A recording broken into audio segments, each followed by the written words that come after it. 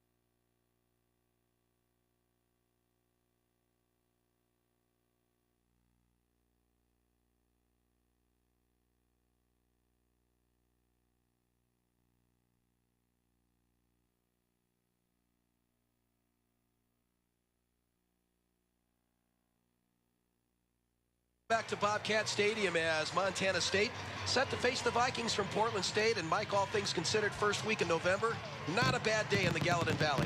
No, it is a beautiful day, and boy, been lucky this season. It has stayed warm. Take a look at the series history, dominated by Montana State, 18 wins to 9 losses. The last meeting was in Bozeman 2 years ago when the Cats won 65-30. But in recent years, really, Montana State has owned Portland State. They've won 7 straight and 10 of their last 11 games. So a history definitely on the side of the Bobcats going into this one. Coaching matchups, Nigel Burton now in his 5th season for the Vikings, 21-35. Or 33 rather. Rob Ash now in his 8th season at Montana State, 63-30. And the wins just keep piling up for Coach Ash and his team. Well, they'll look to bounce back after the loss last week in Cal Poly. I'm sure that this is a group that is very happy to be home and back in the front of this, what is a solid home crowd. You know, a lot of the chatter this week was everyone referring back to last year when the Bobcats kind of had that free fall at the end of the season, losing 3 of their last 4, missing out on the playoffs. And that started to ramp up a little bit after the loss to Cal Poly. But I think for Montana State, the chance to get back on the rails, get a win here at home. 52 degrees here at Bobcat Stadium this afternoon. Very light breeze. Forecast is for sunny skies, so the weather will not be a factor today. No, there's nothing to complain about. The flags are dead, very little wind, and as we get this one started, near perfect conditions. Portland State won the toss. They deferred. So Montana State will have the football first to start the game. Kicking off for the Vikings, Nick Fernandez. He's been a bright spot for the team this year. Back to receive, Mitch Greibel and Gunnar Brecky. This is a short kick. And this will be fielded by Brecky at the 10, up to the 20. Brecky falls forward to the 24. And that's where the Bobcats have the football to start the game. Payne West impact players today, and Portland State, they've got a good linebacker in Jeremy Lutali. Boy, we have seen so many good linebackers across the league. Anxious to get a look at him, but he has certainly put up good numbers for them, 59 tackles. Yeah, maybe Gunnar Brecky, that is Brecky down on the field, and this could be a big blow for Montana State. He was the guy, one of the guys that was stepping in for Sean Johnson and figured prominently into the game today, but he is down after the return. Yeah, it looks like that they may be a position where they were starting to thin out with injuries, may get a little bit thinner. Hopefully Gunnar Brecky can bounce up here and get back in the action today. You know, Gunnar's one of those guys that has slowly worked his way into this Bobcat lineup, and he's really had a good season. Well, he's one of those guys like Sean Johnson that can do so many things. He's effective not only running the ball, but he's a very good receiver and obviously an outstanding return man. All right, so on the injury, we'll step aside here in Bozeman, Montana State. And here it is on the opening kickoff. Gunnar Brecky looks like he rolls up on his left ankle. Kind of hard to tell from where we see it, Mike. Yeah, definitely had the defender down on the ankle, so that would be hopefully as we see him on the sideline, looks like he's up and moving around, and hopefully we'll get some time before this gets too far into it, because they're going to need some help in that backfield. Absolutely. Anthony Knight now will open at running back. He gets the call on first down. And Knight stays on his feet, driving the pile forward. Look at this effort. Knight all the way up to the 29. A little bit of a rugby scrum at the end of that one. Anthony Knight, strong runner, would not go down. Well, and you see the loss in offense for Montana State, over 4,400 yards for Sean Johnson all-purpose. And, of course, Gunnar Brecky, Anthony Knight, and Chad Newell all filling the gap. They've all had success this year. Second down. Here's the pitch. And Brecky's got running room up over midfield. Still on his feet to the 30, to the 20, 10, 5, touchdown, Montana State. Wow, I think that ankle's okay, Chris. What a big explosive play to get Montana State on the scoreboard first. Well, you could just see just a little pitch to the outside. Good blocking, cut block by Newell on the outside. And then only one defender has a chance. But Gunnar Brecky does an excellent job of maintaining his balance, staying in bounds. Touchdown, Montana State. Well, Brecky injured on the opening kickoff, came off the field, came back in, and on the first play, takes it to the in for the touchdown. Now they'll go for the two-point conversion, and that's good. Mitch Greibel. So just like that, the Bobcats strike first, 14:09 in the first quarter, 8-0, Montana State.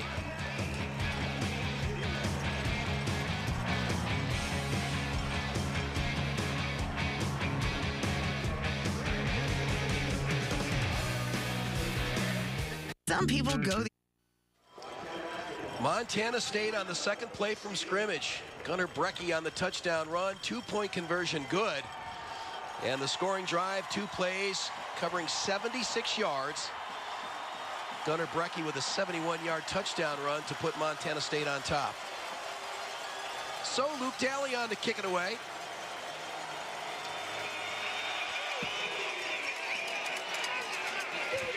This one coming down to Stephen Long. Long up over the 10, 15's got a seam to the 20. Long up over the 25, falls forward. Good field position for Portland State. Going to see some new faces in this Portland State lineup tonight. And specifically at quarterback, Kieran McDonough will not play this afternoon, at least will not start, as they're going to go with a freshman at the quarterback position. Alex Singleton, sensational game. Last couple of games, he comes in with 85 tackles. That's tops on the Montana State defense. Well, as you said, Chris, we're going to get a look at the true freshman, Josh Kraft, getting his first start for the Vikings this afternoon. He's out of Lindeen, Washington. McDonough Had all kinds of problems last week, so they're going to go with the freshman here late in the season. They'll stay on the ground. Opening play. Well, we just talked about Singleton, and he delivers. The impact player with some impact right there. He just gets a guard pull on the back of this. He believes, goes with that guard, steps up underneath the block, and boy, that's right where he left off a week ago in Cal Poly. Boy, he had a great game against the Mustangs. And Singleton continues to shine bright on that Bobcat defense. Gain of 1, 2nd and 9 from the 28-yard line. Kraft out of the gun. He'll keep the football, cuts up inside, he's got some room to the 35. And that'll bring up 3rd and 2, taken down by Moeakiola. Or Cornelius Edison gets a great block on the outside of this, a little bit out of your screen, but he is what made that hole happen for the Vikings. Alex Tureen checks in for the Vikings on 3rd down. Ball at the 35.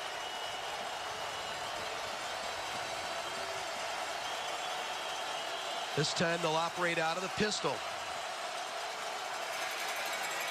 And that's going to be a 1st down gain and a whole lot more. Still on his feet is Shaquille Richard. Richard down to the 20 to the 15.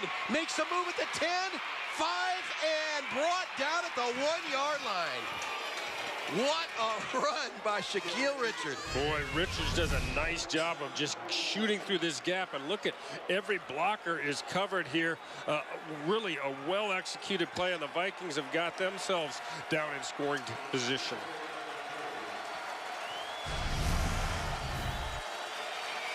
Stephen Long checks in at running back now on 1st and goal.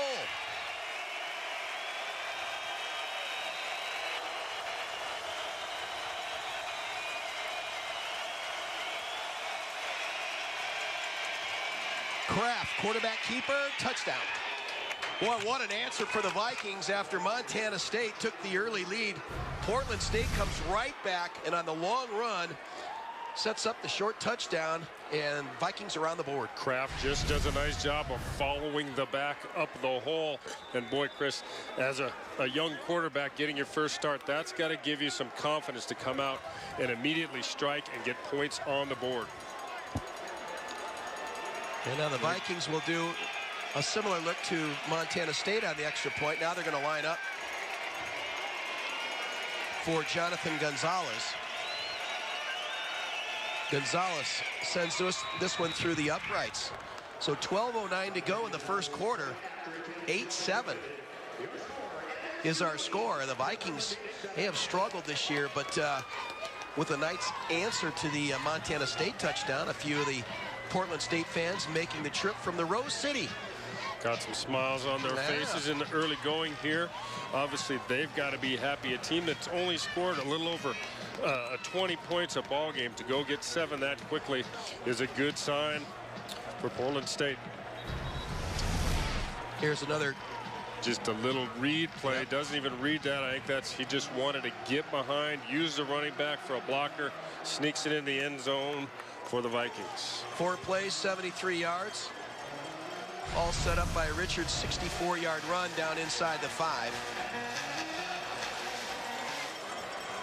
Well, Portland State is a team that, and I think with this type of a game, we were talking earlier with their sports information director, Mike Lund, who said that, no surprise they're going with the freshman quarterback. They're out of the Big Sky Conference race and going to play some new players. Here's Mitch Greibel from his own end zone to the 20, and Greibel's got running room.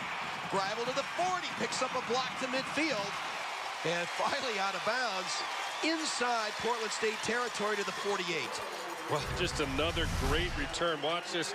The seam opens up, well blocked up front, and he has got a lot of daylight. That was a great pursuit on the part of the Viking kick team, or that one's in the end zone as well. Yeah, Trevor Dye ran him out of bounds and saved the touchdown. But look at this field position for Montana State as they begin at the 48 of the Vikings. They come up with that little extra lineman to the left side of the field. They've got it stacked up, unbalanced look. Knight right up the middle, Chris. Nice punch straight up the middle to the 45-yard line. Gain of 3, 2nd and 7.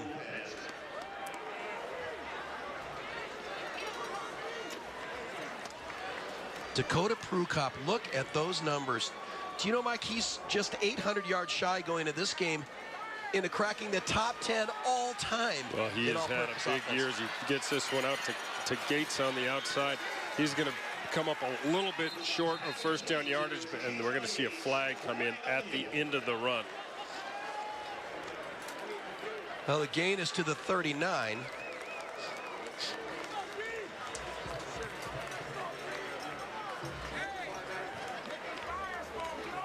Personal foul, face mask, defense number 30, 15-yard penalty, first down. And they'll tack on 15 more as Jeremy Latale is going to get flagged for the late hit after the play. See, it comes in late. Yeah, you can clearly see it. That's the 15-yarder. That's a grabbing and twisting. So they'll move it all the way down to the 24. First down.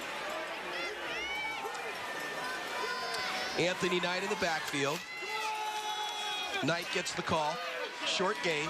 Pickup of 2, 2nd and 8. We said going into this game that Portland State is number 2 in the Big Sky Conference against the run, and that's really the matchup in this game with Montana State able to run the ball so effectively. Yeah, that defense only giving up 130 yards a game and facing, as you said, the open, a Montana State offense that runs it very well. Vikings second against the run. Here's Brecken. He's going to be wrapped up and taken down. Nice play by Onwazor, the safety who comes in and drops him for a loss. You see the Onwasser comes up and makes a nice play. That really never got going. Good penetration, upfield push by that Portland State front. Losses back to the 26, so 3rd and 12. 3 receivers split left. Prukop looks on the slant is Greibel. Greibel down to the 15-yard line. Looks to be a yard short. It's going to be, yeah, they are going to mark him a yard short, but boy, look at the pocket, Chris. He had all day to throw that ball, delivers a perfect strike to Greibel. It looks like they are going to go for it here on a short 4th and 1. All right, Kyle Godecki in. Well, they come with that extra lineman. They've got the tackle over. Godecki comes in. They put the stacked T. Salano, the tight end, to the left as well, and they are going to try and get behind him. Yeah. And they've got more than enough to move the sticks. Anthony Knight on the carry gets the first down. Bo Duranaslet with the tackle, and you see that burst right there into the line of scrimmage, and when Knight gets ahead of steam, he's not the easiest guy to bring down. No, he is a load, and he gets behind, has a very good feel for that blocking up front. Got right in the seam, but as you said, when he needed it, he gave it that extra gear. Here's Knight again, looks for some running room, falls forward to the 7-yard line, picks up 4. Just another give up the middle. You see those Montana State linemen walling off the defenders for the Vikings. Going to bring up a nice situation down the goal line when you can pick up that 5 on first down. Makes the play calling much easier. Brecky into the lineup along with Jayshon Gates on 2nd and 6. And Brecky this time is wrapped up. Nice play behind the line of scrimmage. That's junior Alexis, the defensive tackle out of Los Angeles, California. Loss on the play brings up 3rd down. Well, another good push. I think that, you know, we're seeing junior Alexis. You mentioned a lot of these guys on that defense for Portland State started their careers at other places. Alexis actually started at the University of Miami, where they play some pretty solid football. Yeah, Mitch Herbert in now on 3rd down. Prukop looks, pulls it down, breaks 1 tackle, still on his feet, tries to reach the corner, leaps for the end zone. No signal yet. There it is. There it is, boy. I'll tell you what, this is a great play on the part of number 5, Dakota Prukop.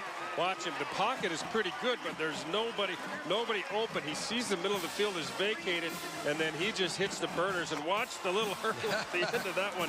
That looked like if he doesn't make a hurdle, they're going to have a heck of a collision. Well, Aaron Sibley is there. Why, he's in great position to make the tackle, and then watch what Prukop does up and over for 6 points. Daly's extra point is good. 8-minute mark of the first quarter, 15-7. Bobcats on top of the Vikings.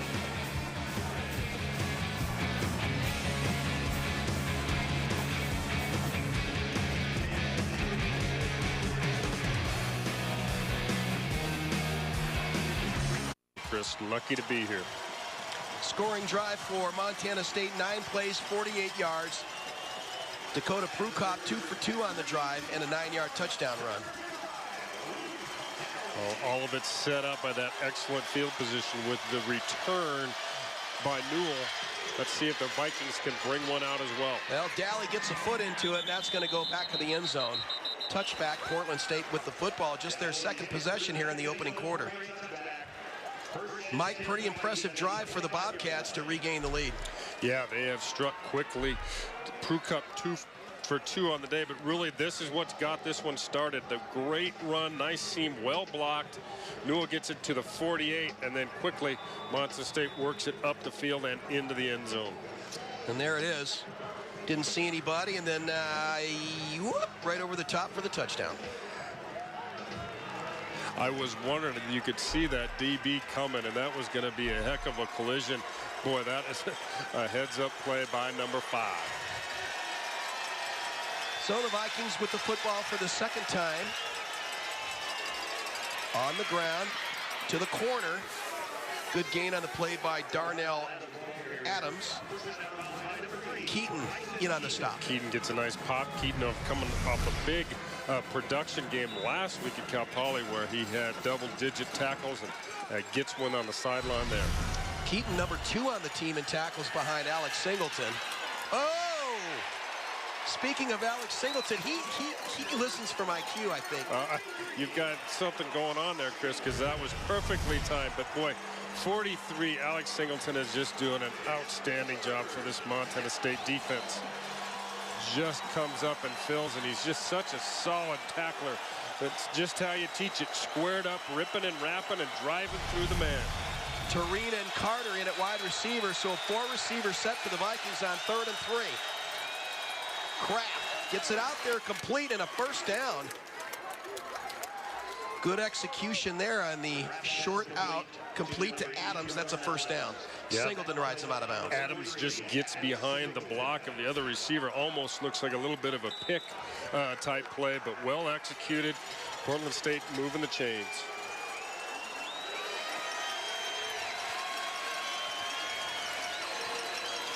First down carry. This isn't really fair. Well, this, I tell you, watch if we can see on the replay, Chris. Alex Singleton is coming before the ball is even snapped. That's something that you've recognized in your film study. They knew that play was coming, or he was at least confident. And boy, listen to the end. Another solid hit by number 43. He's having a big day, and we're only in their second possession. 2nd and 15. Kraft looks, and that is batted down and almost intercepted. Moeakiola, I think, got up there and got a hand on it. Yeah, middle linebacker number 2. Moeakiola just gets his right hand on that one. Boy, and Keaton came in, or I think it was Marshall actually, that went over the receiver and almost picked that one off. 3rd and 15 from the 33.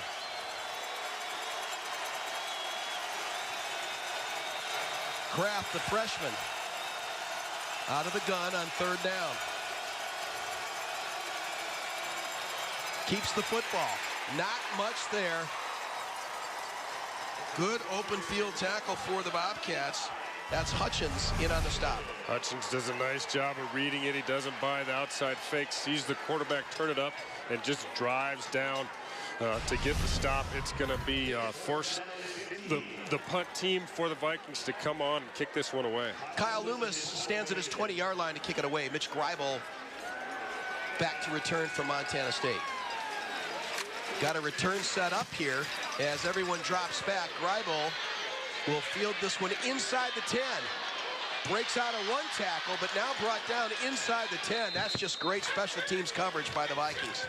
Boy, he did make the first defender miss, but then 39, that is Bo Duronslet was there to close that thing up. Montana State will start at their own 7. All right, let's go downstairs to Rob Jesselson.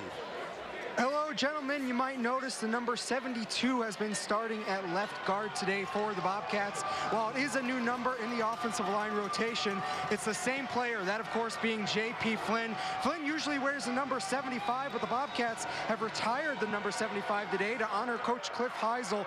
J.P. Flynn will go back to wearing the 75 for the remainder of the season after today's game. Thank you, Rob. First down for the Bobcats as Prukop rolls, looks, fires, Greibel with the catch. Now a flag comes in after the play. We're going to see that looks like a flag in the area that might be holding on Montana State. But boy, a nice play there. The run fake to the outside. Getting Prukop on the corner. Delivered another nice ball to Greibel, but I think this one's coming back, Chris.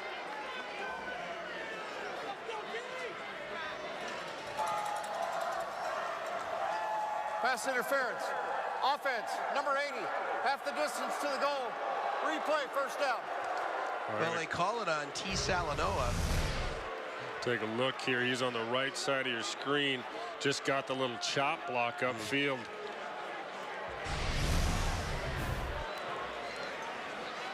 Interesting call. Not really sure why he's even making that block behind it. Gadecki back in for Montana State. They're back on the 3-yard line. First down. Brecky in the backfield with Prukop.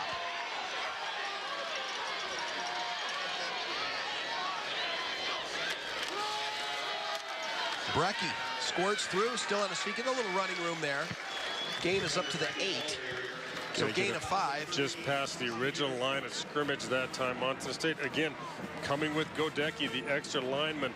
He's coming in at left guard, and they're moving the other offensive lineman over to the right side of that last play. Here they will square it up, and it's just going to be only the tight end to the right and an empty backfield.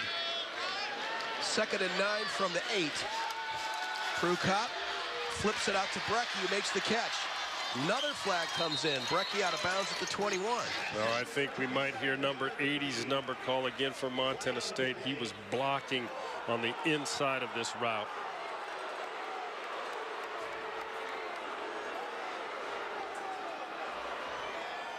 Well, Rob Ash wants an explanation. He's running out onto the field.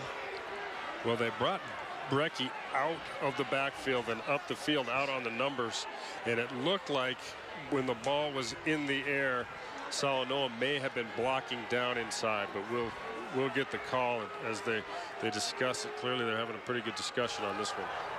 Pass interference. Offense, number 82, half the distance to the goal. Replay, 2nd down. That's actually going to go against Herbert. Mitch Herbert, so yeah. On the outside, we'll see if we can pick that up on the replay. You can see he's on the outside, makes a little inside move. Well, pretty tough call. That's similar to that call we saw in the Notre Dame-Florida State game, where that receiver's got to sell it a little bit with his hands and get his head around to look like he's actually going to try and make a play on the ball. Chad Newell and Lee Perkins in for Montana State on 2nd down. They need 17. Stuck in the mud here on this drive. And Newell is wrapped up immediately. Nice play that time by Dennis Taylor, the linebacker. Boy, you said it.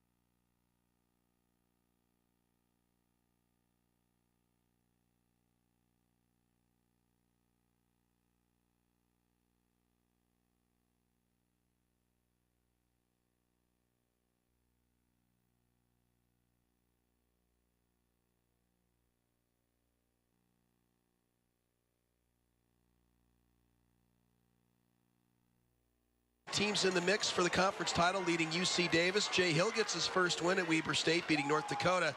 And look at this score in Pocatello. The Bengals leading Cal Poly 7-0 now. Win there by Idaho State.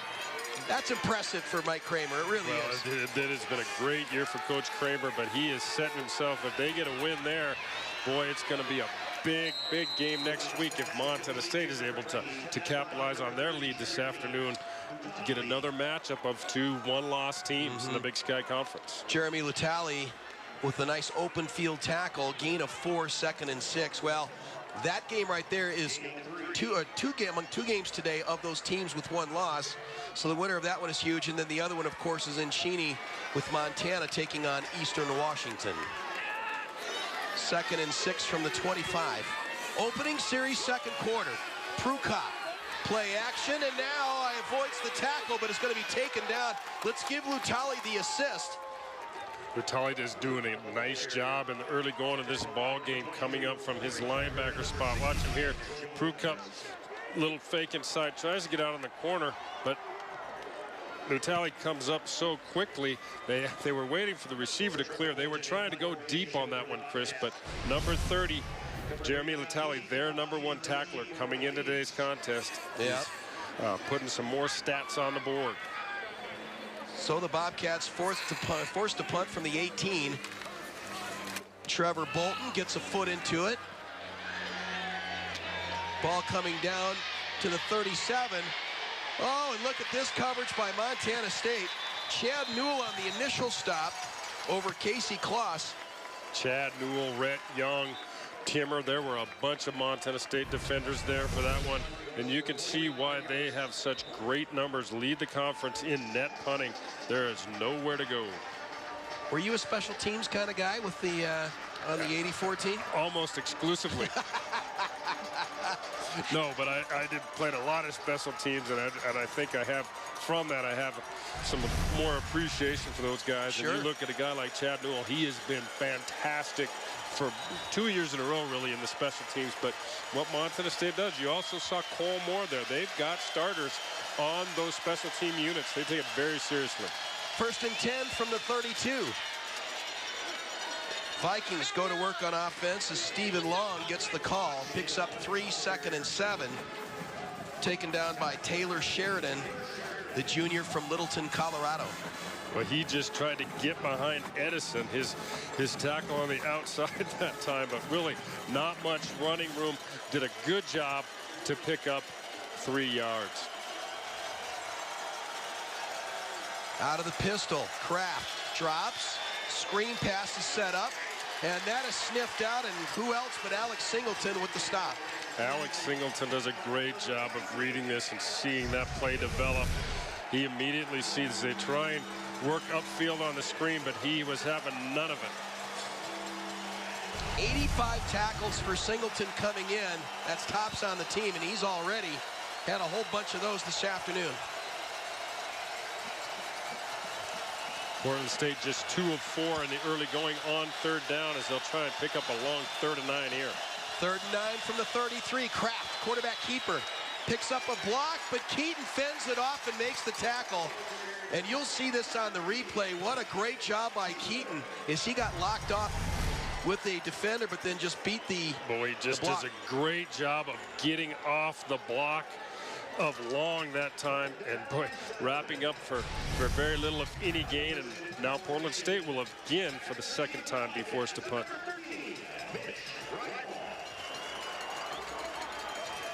Bryson Keaton forcing the punt for Portland State. It's a beauty. Greibel will call for and make the fair catch just inside the 15-yard line.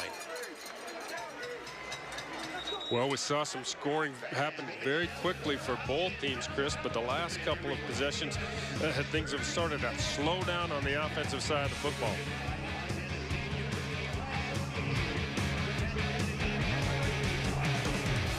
Hi, I'm Deb. As a Northwestern Energy residential or business customer, you have access to a wide variety of energy efficiency programs. From rebates and incentives to numerous electric and natural gas money-saving tips, Efficiency Plus makes it easy to better manage your budget as well as your home or business energy usage. To learn more about all the E+ programs and rebates offered, Call or visit our website today. Together, we can deliver a bright and energy-efficient future. Montana State is probably one of the most veteran-friendly schools in the nation, by far. Montana State University has a proud legacy of being a military-friendly institution, and we are committed to continuing this history of serving those who have served. One of the things I would say about succeeding at your chosen path is commit to it, own it. Take those military values from whatever branch you come from, of hard work, perseverance, and apply it toward getting your degree. We're really focused on that transition from the military to civilian and therefore then to academic life. On the Montana State campus, there's a place called the Veteran Support Center. It's been essential to be able to go there and have that connection again, like you did in the military. So it's a huge contribution to how well a veteran student can do at MSU.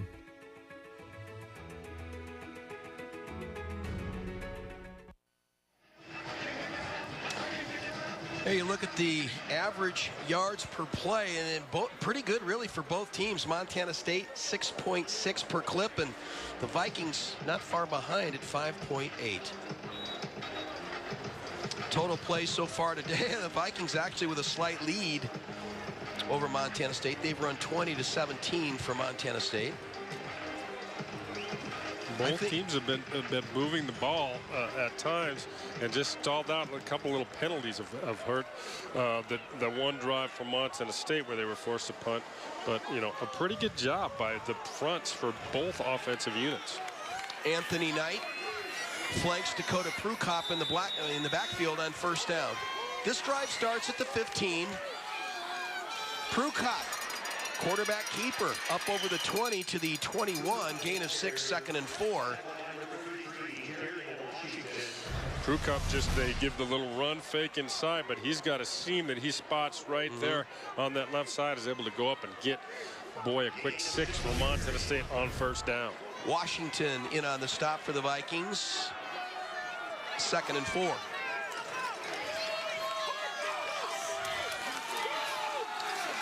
Straight ahead run by Knight, close to the first down to the 24, yards short, 3rd and 1.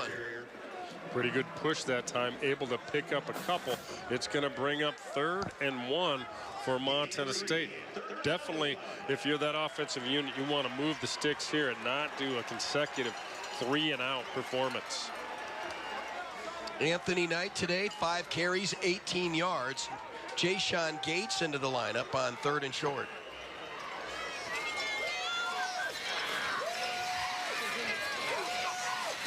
High snap, Prukop gets it down, keeps the football, falls forward to the 26. Picks up the first down. Boy, does a nice job of reading this and understanding what he has to get. Watch how quickly, when he makes a decision, he puts that foot in the ground and is going to go get that 1 yard to move the change. That was quite a plant. Lee Perkins, Kyle Godecki in on first down from the 26. So they are just loaded up, Montana State, on the left side of that offensive line. Mishandled on the exchange from the center, so Prukop just sticks his head down, picks up 1 on the play. Easy tackle for junior Alexis. You can see a little bit of a high snap. Prukop does a good job of going up and getting that one. The timing of the play obviously disrupted, so you just tuck it down and go up and get a couple yards if you can. Greibel, Tanner Roderick, Mitch Herbert all in for Montana State in a 4-receiver set, 2nd and 9 from the 28. Under 10 minutes to go, quarter number 2. Prukop sells the screen and get it to Brecky. Picks up a block, and Brecky for a first down gain. You know, John Weidenauer was out there, and Gunner finally got tired of waiting for him, just pushed him. He's watching Gunner Brecky get behind left tackle John Weidenauer. He's just got his hand on his belt. I don't think you can see much from back there because that is a mountain in front of you. So you got to just, at some point, you got to make a decision to go to one side or the other. But there is not much of a view from behind that big boy. Perkins, Godecki all in along with Anthony Knight. Boy, a lot of substitutions here for Montana State on this drive as they alternate between that big package. Here's Prukop, tries to get out, he's brought down for a huge loss. That's just a great play by Patrick Onwazor. Onwazor comes up from his safety spot and just reads this one the whole time. They had receivers open downfield, but Dakota Prukup never really able to set his feet. This has been a good back and forth tussle defensively since that opening few possessions, and we're stuck at 15-10. So now the Bobcats are looking at 2nd and 18. Brecky in along with Roderick. Brecky, the screen. Picks up a block, but it is forced to the outside, and that's just good contained by the Vikings as they stretched the play and rode him out of bounds. It's Patrick Onwazor again on the tackle. That time he is just bowls through the block on the outside and makes the 2nd consecutive play for that Viking defense.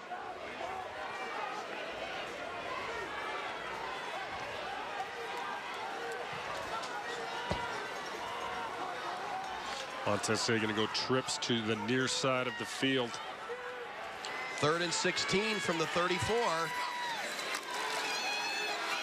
Prukup pulls it down. He's got some running room. And Prukup falls forward. This will be very close to the first down, and I think he's got it. They're going to spot that one beyond the 50. Prukup does a nice job getting it, recognizing the seam, but at the end of this run, he gets the first down because he comes down on the back of the Viking defender and is smart enough to roll over the top. Watch at the end of the run, because I think he would have been just short had he not just rolled the other way. There he's on the back of that defender and just chucks it over the top. Montana State into Viking territory.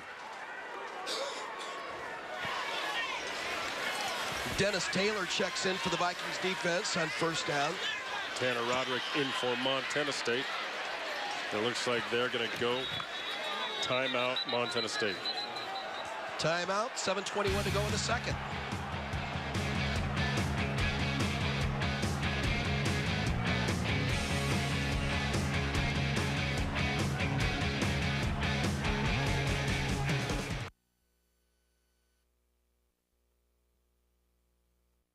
I've been riding for 10 years. The tougher the trail, the better. Then I hurt my back at work. The pain got so bad, I thought I'd have to stop. I'm too young to give this up. So I called the Spine Center at Ortho Montana. The specialists at Ortho Montana understood my injury and the right way to treat it. They did everything they could to make my experience the best it could be. Now I'm back on the trail and pain-free. Don't let pain get in the way of doing what you love. Call Ortho Montana today. We are Montana, home to Yellowstone.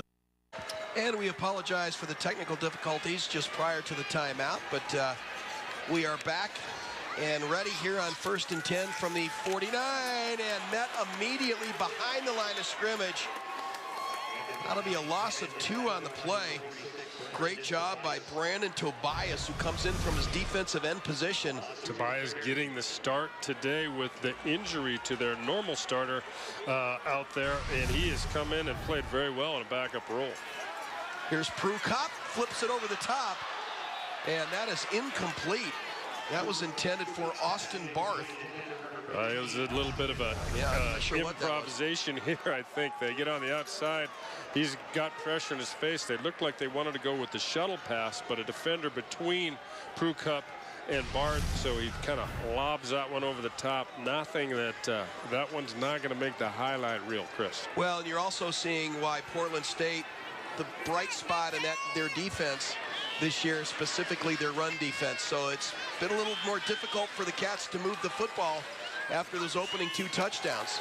Here's Prukup on 3rd and 13, rolls out of pressure, looks, now brings the football down and driven out of bounds, but well short of the first down. I think it's interesting, Chris. You talk about, this Portland State defense is number 2 against the rush in the conference, number 11 against the pass, but you still don't see Montana State really having a lot of success throwing the ball this afternoon. Just, well, they've only got 34 yards passing. You would have think maybe that they would try to target that group through the air a little bit more, but credit the defensive front. They're pressuring Prukup when he gets out on the corner. Casey Claw stands inside his 10-yard line. Trevor Bolton to kick it away. 6:24 to go here in quarter number 2. And now whistle before the snap. Delay of game. Offense. 5-yard penalty. 4th down. That'll back Montana State up 5 yards. It's interesting that they get the delay call because the umpire was actually coming up before the snap, holding the center from snapping the ball. So not very good communication between the officials on that one. Bolton now standing inside his 35. Kloss will let it hit. Gets a nice roll inside the 10-yard line. So Trevor Bolton, nice job as they'll pin the Vikings deep in their own end to start this drive. Pretty much a defensive struggle, Mike, after those opening touchdowns. And for Montana State, Alex Singleton, we had a great game last week against Cal Poly, and he's picking it right back up today. Yeah, you see Singleton came to play from the very start of this one. But yeah, Chris, since the early scoring, it has been very much defense dominated. Neither offense really finding any rhythm. As you see Alex Singleton just pick up where he left off in Cal Poly and making plays for that Montana State defense. 9 tackles against the Mustangs last week, already 7 today. First down from inside the 10. He'll stay on the ground, and Keaton with a great job. Well, Keaton making some plays in the run game this afternoon himself. That time just does a nice job getting up into the sweep to the outside, coming up and pressuring. Well defended. They're going to lose about 2 on the play. Back to the 8-yard line, 2nd and 12.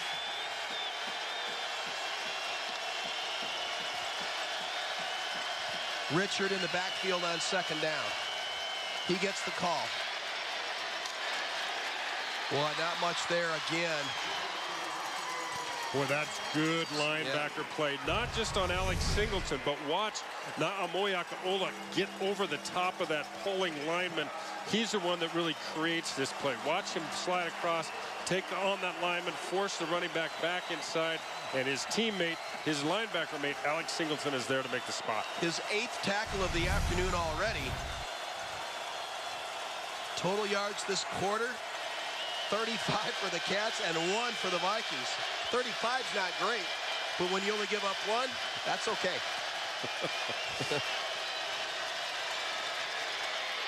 Quarterback well, they're going to pick up a few more there, but I do think that the Kraft is going to come up short of 1st down yardage, and Montana State will probably force them to punt. Here he just tries to get back, find the seam. He's got a couple of big horses out in front of him, but well played by the Montana State defense, and they will in fact punt it away. Zach Hutchins in on the stop. So Kyle Loomis to kick on 4th down. So Montana State should come away with great field position. Still plenty of time in quarter number 2.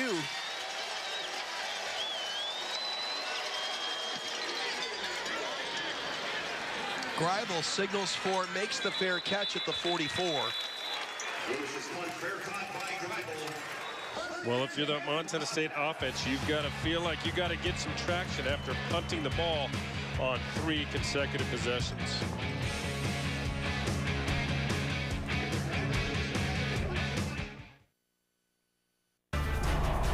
My name's Kurt. I'm the Vice President of Sales and Marketing for Fasteners Inc. We are very proud to support our local athletes. Here's what's coming up next on SWX.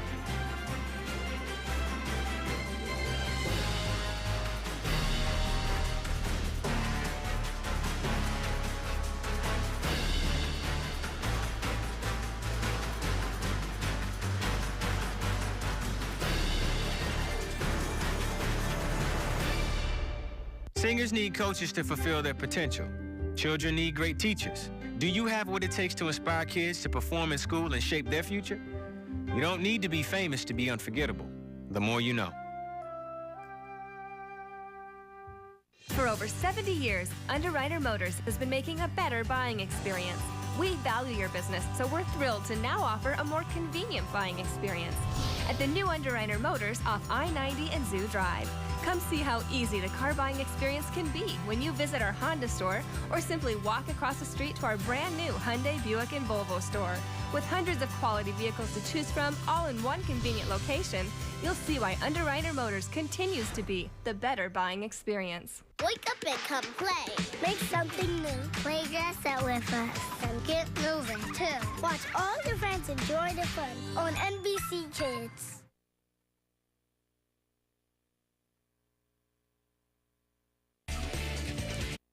No, next week. There you go. All right, 1st and 10 for Montana State from the 44. Just come underneath to T. Selano on a little drag route. The linebacker, Jeremy Latula, is there for the Vikings, but you can see just they bring him underneath the formation. Linebacker drives up, pick up a few. Got 3 on the play, 2nd and 7 from the 47. It's a big drive for both teams. Montana State would love to get one in the end zone here before half. And the Vikings, if they could hold it at this score right now, I think they'd be pretty well satisfied as Prukop is taken down. No gain on the play, so that's going to bring up 3rd and 7. Xavier Coleman comes up from his corner position to make the stop. Again, you see the play, just the timing of the play is disrupted by the high snap that time. They're trying to pitch the ball to the right side. Prukop forced to just pull that one down and try and pick something up on the outside. Wasn't successful, and as you said, Chris, it's going to be 3rd and 7. 3 receivers set to the right on 3rd down. They need 7. Anthony Knight got an opening, stays on his feet, runs over a couple of people, takes it down to the 39 and a 1st down for Montana State. Anthony Knight just absolutely bulldozes Xavier Coleman, who's coming up from trying to put a stop on him. But boy, a big 3rd down pickup for the Bobcats, and they're going to go right back to him for a couple more. Go to the hurry up, right back to Knight. Picks up a quick 4, 2nd and 6. Taken down by Michael Doman. Cats now no huddle offense. Trying to work quickly. They do still have the 2 timeouts, but clearly the clock is getting to be a factor. Austin Barth, Quinn McQuarrie in the lineup. Again, Knight straight ahead running up to the 31-yard line. 2 yards short of a 1st down. It'll be 3rd and 2. Not a lot of deception there, just giving the ball straight up the middle of the field to Anthony Knight, trying to find a seam. Well done on the defensive front, but he picks up a couple. It's going to be 3rd and 2. 2 minutes to go, 2nd quarter. Knight again breaking tackles, and another 1st down. The gain is to the 26. Boy, this is some hard running on the part of Anthony Knight. Appears to be stopped. Watch him. He looks like he stopped at the line of scrimmage, short of the 1st down. A little spin move, and then turns it up to the outside. Picks up enough to move the change for the Bobcats. Darian Washington in on the stop. Montana State still with 2 timeouts remaining here in the 1st half. 1st down from the 26. Well, they do a little reverse, and McQuarrie now throws to Prukop. And Prukop picks up a block.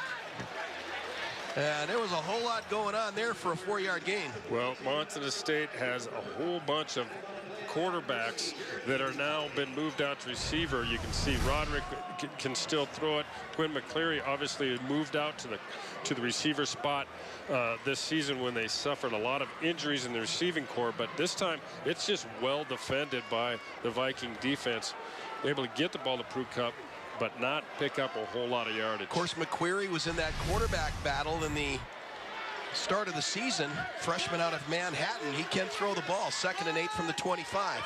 Here's Prukop on play action. Feels pressure, now throws it away. Oh, and a flag comes in.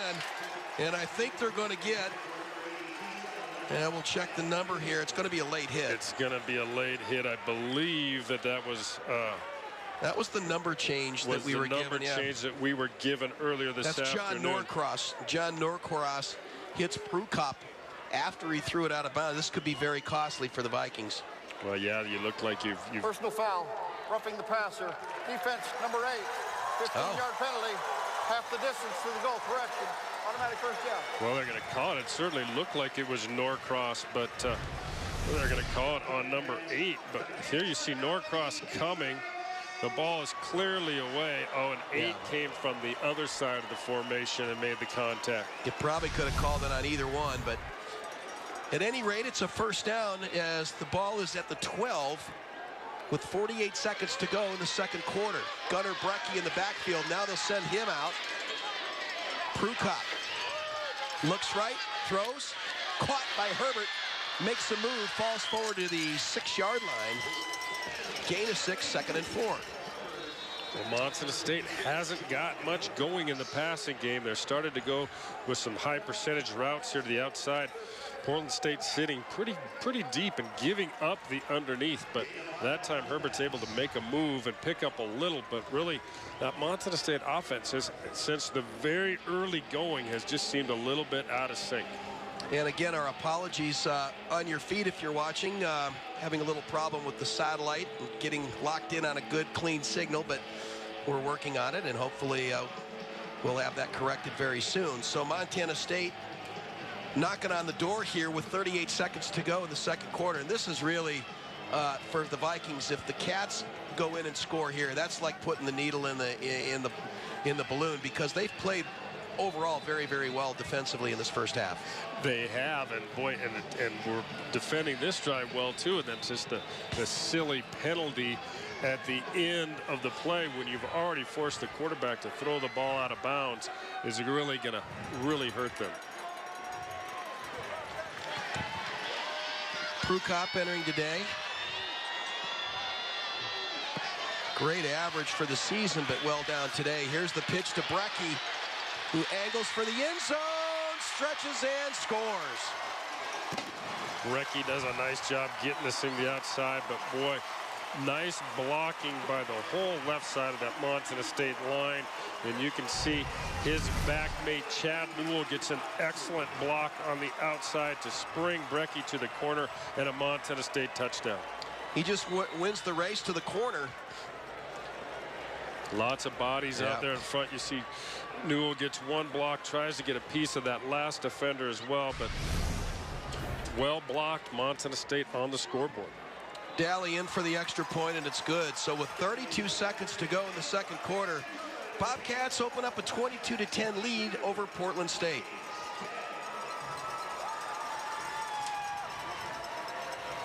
Nice drive.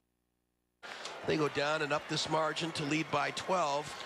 Gunnar Brecky with his second touchdown of the afternoon, starting to put up some pretty solid numbers. 6 rushes, 77 yards on the day. That's not a bad half. No, it's not. And we talked about the loss of Sean Johnson, and it hasn't been just one player to come in and replace Johnson, but it's been by committee. We've seen Gunnar Brecky having a great day today. Of course, Chad Newell running the football. Anthony Knight, so tough between the tackles, that straight ahead power running game. So and we talked about this earlier in the season. One of the, I think what's a defining moment in Rob Ash's program is when in past years when Montana State's been bitten by injury, it's really kind of stopped the momentum, but they have so many players that can step in. It's the depth of the program that I see where they've made the biggest strides. Yeah, they have made tremendous progress there. There's no replacing Sean Johnson's explosiveness, but these guys have come in, and as you said earlier, kind of by committee, done an outstanding job, and they are running the football very well this afternoon.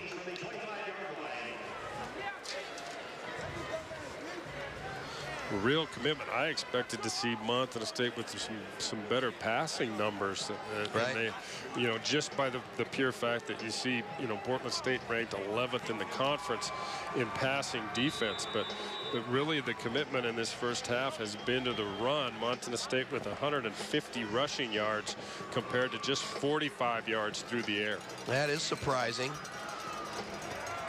Then again, that's what they do. They run the football, control clock, and they've been able to do that today. So 32 ticks remaining in the first half. Kraft pulls it down, quarterback keeper straight up the middle, and a first down gain to the 36-yard line. Vikings do have all 3 timeouts remaining, and they'll use one here.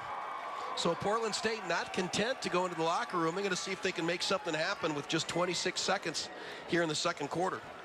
Well, they've got Jonathan Gonzalez has got some leg. Yeah, he's got a long of 53 coming into this afternoon. So there is a chance you get a couple more. Particularly, you know, Montana State is playing soft in the middle. They want to keep the ball in front, not give up anything over the top. So you can get those type of plays where you can exploit that middle of the field and pick up, you know, pretty good chunks. If they can get another 10-yard back-to-back, then they got to really start working towards that field goal opportunity.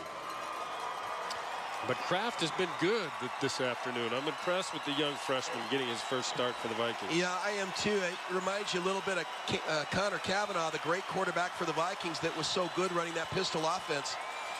And he was some special quarterback for that. Yes, he was. He could get it done with his feet.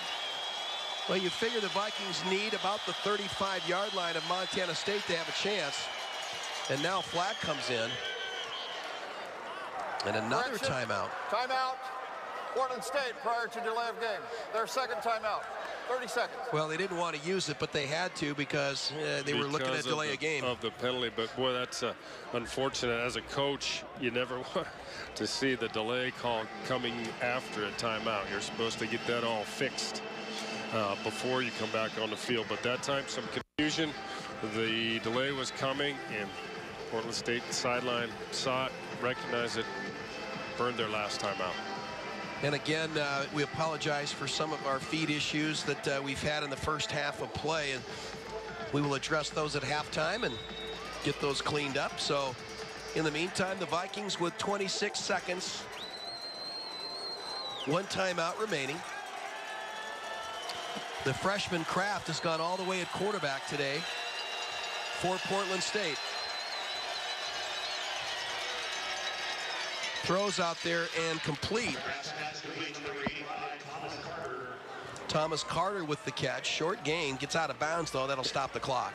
Montana State is playing deep in the secondary, allowing that underneath throw. I think they'll give that to the sideline all day. Just too difficult to execute that type of play enough in the remaining time to get yourself into field goal range. Hey, what? They got some big wide receivers. When you look at these guys split out here to the left, they are solid, tall, good-sized receivers. Let's see what they do here. Boy, nothing there as Keaton lays the shoulder. Incomplete pass. That was intended for Darnell Adams. Boy, Keaton drives up and delivers a shot on Darnell Adams. Looked like he was able to hold on, so it is going to be enough for the first down. Kraft looks across, got a man inside the 30, and now they are in field goal range. Nice catch by Darnell Adams. Marshall got twisted in the secondary that time and got his hips turned, and the ball was delivered perfectly. Kraft is leading this, and Portland State is going to go ahead and exercise. They did have one timeout remaining. They used it.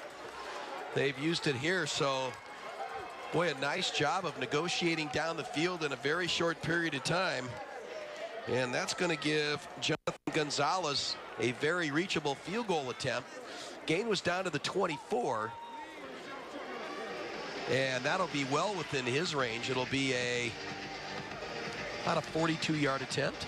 Well, as we said, he's got a long of 53 on the season. So this it clearly won't be a factor of leg strength. It might be a factor of those bright green shoes he's got on, though, Chris. Those will catch your eye. So the spot's going to be on the 31 from the right hash, 41-yard field goal attempt.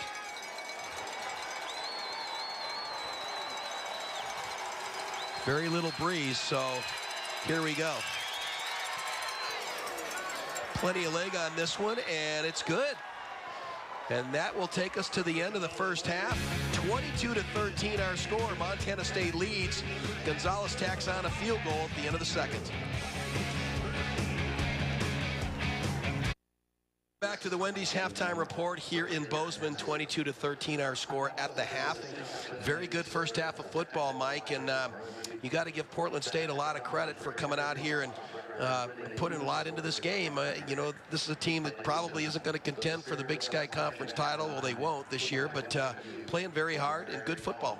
Played some good, solid defense, and on the offensive side of the ball, the young freshman in his first opportunity to lead this Viking offense is doing a pretty admirable job. Well, and on the other side, Montana State very efficient, doing what they do best, controlling the ball. Really, basically, they came into the game.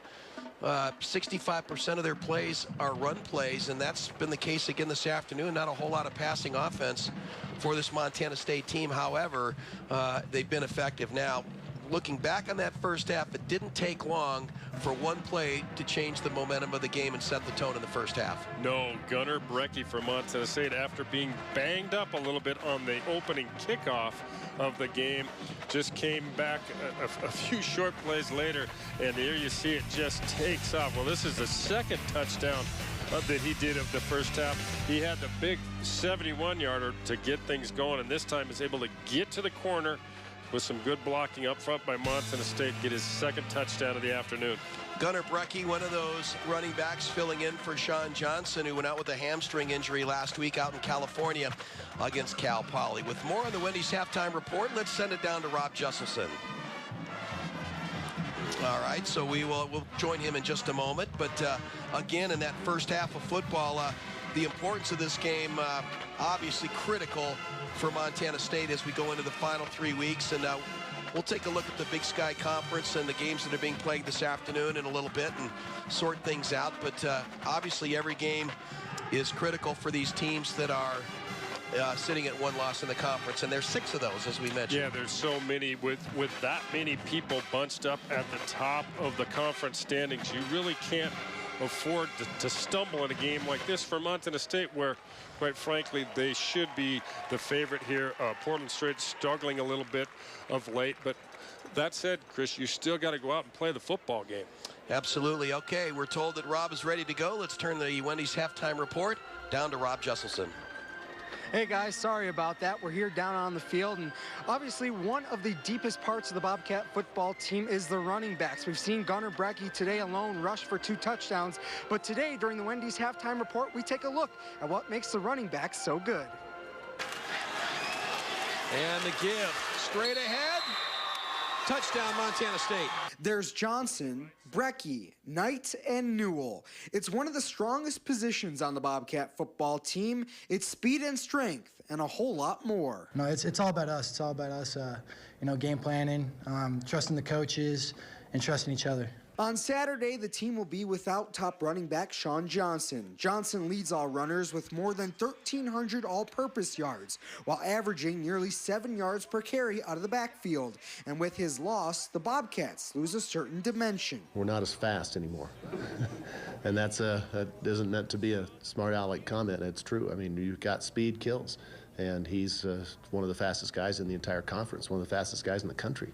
So, you do take that element of speed off the field, so your home run hitter is, not going to get to the plate. So that's a big difference. Next on the depth chart is sophomore Gunnar Brecky. Brecky is expected to see an increase in playing time while Johnson rehabs his injury.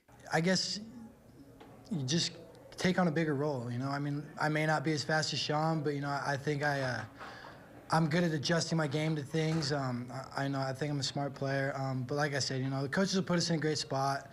I'm not worried about it, and I don't think anyone else is worried about it on this team. So far this season, the Bobcats have ran for more than 2,200 yards, and they average almost 250 on the ground per contest. And they'll need all those yards during the final stretch of the season. Our mentality this whole year has been, take it one game at a time, and I think that's really worked out for us. So like I said, we got to go 3-0. We'd like to go 3-0 these next 3 weeks, but we can't worry about the next 3 weeks. We got to worry about Portland State this week. So the Bobcats lead Portland State 22-13 at the break. Don't go anywhere. We'll have much more coming up on the Wendy's halftime report. Convoluted, but let's just run down the scenarios. And currently, as we said, 2 teams at 5-1, 4 teams at 4-1.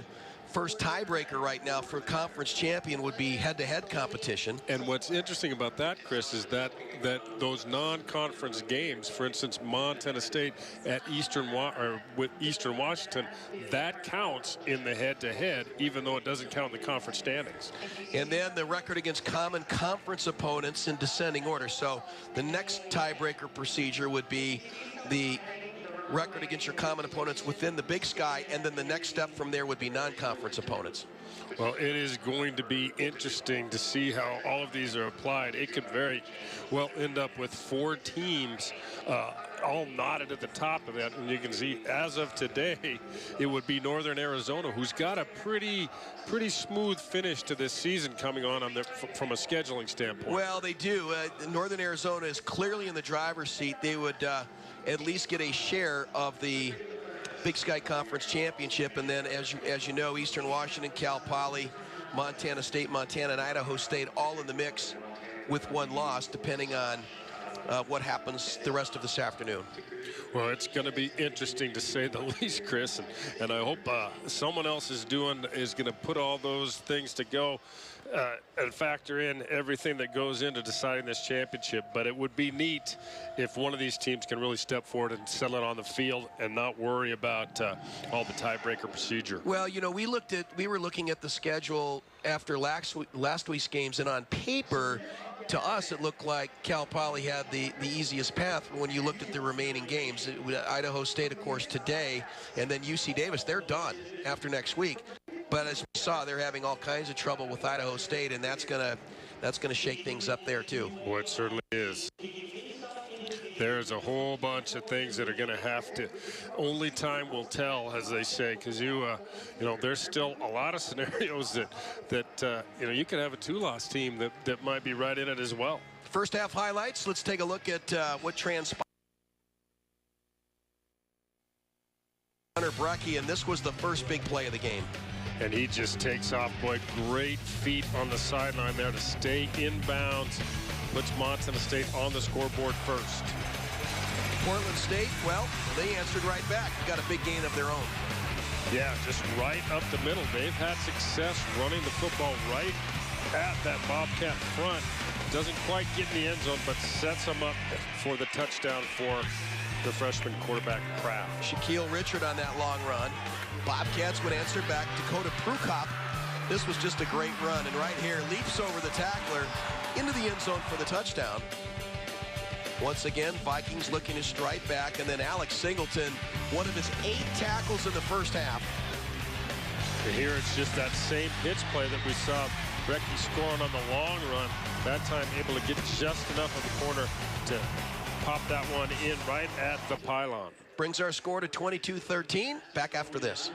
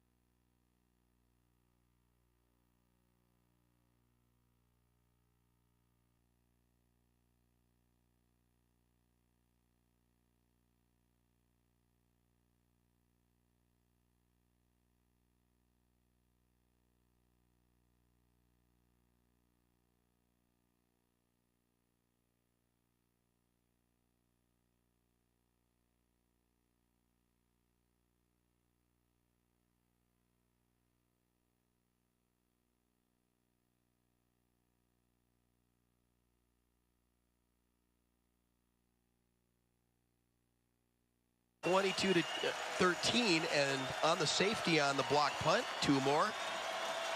And the Vikings have the football, trailing by a touchdown. Game starting to tighten up.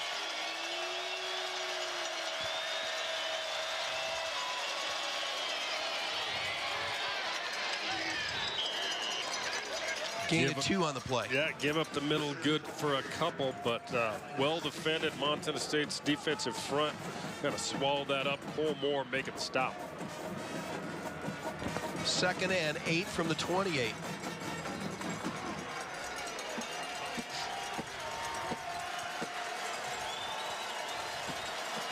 Vikings have come out and played themselves right back into this game. Kraft, the freshman, has gone all the way at quarterback. He looks, now fires long and deep, and it's incomplete. Good coverage by Keaton. Let's go down below and join Rob Jesselson. Hey guys, just a few minutes ago we saw the Portland State players, a lot of them in a group dancing around, and I can tell you what, after that safety, they are definitely on their feet now, jumping around. It's the most active I've seen the Portland State bench all day today. Nate Tongo checks in at running back for the Vikings on 3rd and 8.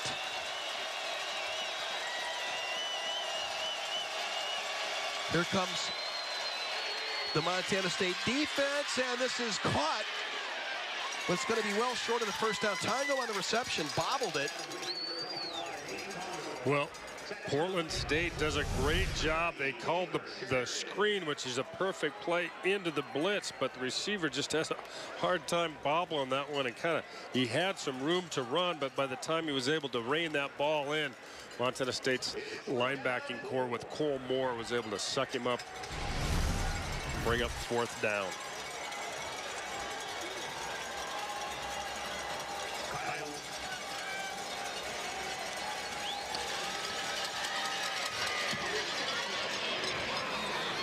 Greibel back to field this one inside the 10. Greibel avoids 1 tackle, but not number 2. And that's number 56 again, John Norcross, and Greibel shaken up.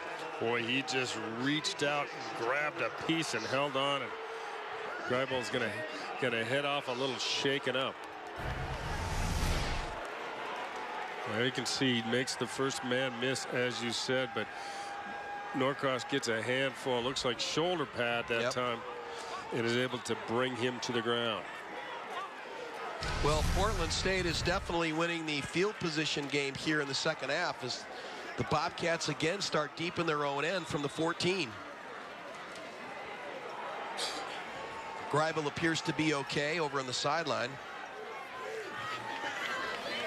2 receivers split right, 1 left on first down. Prucott looks now, pulls the ball down, and is tripped up at the 18-yard line. Gain of 4, 2nd and 6. Nice tackle by Michael Doman. Well, Greibel again appears to have some time. The pocket sets up pretty well. He just can't find his primary receiver is well covered, so he checks that thing down and takes off and picks up a nice 5-yard. But boy, not much going on in that Montana State passing game. Just still 43 yards throwing the football. 2nd and 5. Prucott keeps the football. Now's got running room. Prucott to midfield. It's a foot race, and Prucott eventually dragged down inside the 30-yard line. Big play for the Bobcats offense. Well, we talked about a little bit before half, or at half, that they'd had him pretty well bottled up. But here's what happens when you've got the speed of Dakota Prucott. There's not much there. He just goes out and makes this play, finds the opening in the middle of the field after breaking a couple of tackles, and rips off a huge run. This is all him at this point. And boy, that is moving it for Montana State. Now in nearly to the red zone, but they have advanced the ball quickly in this, their second drive of the second half. Down to the 27, Anthony Knight. Inside the 25. Well, this is the area on the field where we saw Montana State pound it with Anthony Knight in the first half. And, boy, you saw him get another big, strong line. He is just a load to bring down, Chris. Prukop today, 13 carries, 98 yards, but much of that, of course, came on this drive on that long run. Done a pretty good job containing him for the most part. Gain of 4, 2nd and 6. Give is to Knight. And Knight gets inside the 20 to the 19. A couple of yards short of the first down. Well, you can see he just hits it up in there, but another tackle for number 30. Their man in the middle, Jeremy Lutola, who has now gone off the field. Looked like he was a little bit shaken up on that last tackle. Jay-Sean Gates, Kyle Gadecki in on 3rd and short. We've seen this formation overloaded to the right side on 3rd down. Knight runs that way, but he's going to be brought down short of the first down. Boy, that was a great tackle. Pressure came from the backside of that power formation. It was Joe Lopez, the defensive tackle, number 69. There's another guy who started his career playing football for someone other than Portland State. Actually started at Oregon State. So the Bobcats now facing a 4th and 2, lining up as if they'll go for it. Brecky in the backfield. Prukop looks, throws back the other way, incomplete. Boy, was that well defensed. As Prukop went to his left, it saw all kinds of pressure, tried to throw back the other way. And the Vikings with a big stop here. Yeah, look at the pressure that comes. They're not fooled at all. Portland State put a bunch of players up on the line of scrimmage that time, and boy, nothing doing for Montana State on 4th down. See the frustration there by Prukop. Well, you know, you have the big run. They just, like I say, they haven't really got it going on offense today. They've got some impressive rushing numbers. They're still, you know, up a touchdown, but boy, you got to feel like they missed one, let one go on that one. Empty backfield now. Kraft with three receivers split right, runs the other way. Kraft gets the pressure from Marshall and then brought down by Singleton. Boy, I tell you, you can see that another good job coming up and punishing on the outside, turning that running back in. Marshall just does a good job of making sure that his linebacker is able to come up and finish that thing off. And he's taking on a pretty big load up there. That was actually Carter on the carry, so 2nd and 11 from the 19. Kraft, oh, boy, Keaton, just a big shot in open field, incomplete pass. Bryson Keaton has shown some ability to execute some solid hits on those receivers today. He read that play. They went to open backfield, and he saw the receiver come out and just drove up. And not only was he there, but he's able to jar the ball loose. Tongo in the backfield for Kraft. It's 3rd and 11 from the 19. Kraft, delayed handoff to Tongo's got some running room, but nowhere near a first down. I think that was Marshall that leveled the first hit. Well, Singleton read it very quickly and was coming to watch him work up. You see number 43, he sees it, he's trying to work up, but he's got a couple blockers to deal with, but able to stuff the hole enough to allow Rhett Young, Marshall, and Bryson Keaton get to the ball carrier. Well, this has turned into a real defensive struggle here in the second half. Loomis will punt again from inside his 10, Greibel back at the 30. So gradually, the one benefit for Montana State is they're starting to flip field position now. Should come away with decent field position here. Loomis, nice kick. And this one sails out of bounds. They will mark it at the 30-yard line. That's where the Bobcats have the football when we come back.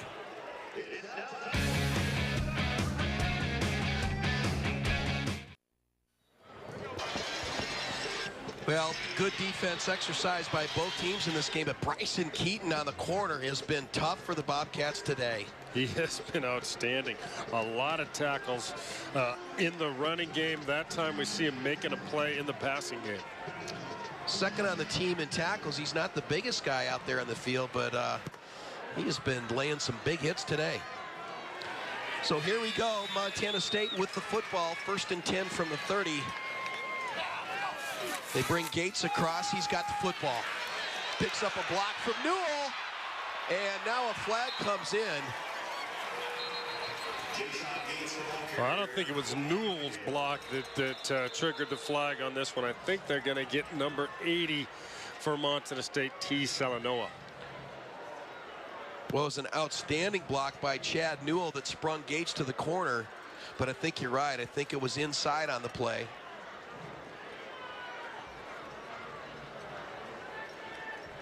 Illegal block below the waist. Offense number 11, 15-yard penalty. First down. Tanner Roderick flagged for that. So, and I believe down on the, I think that was Corey Crowder, the injured Viking player. You see Tanner come from the outside, can't come back into the box and chop.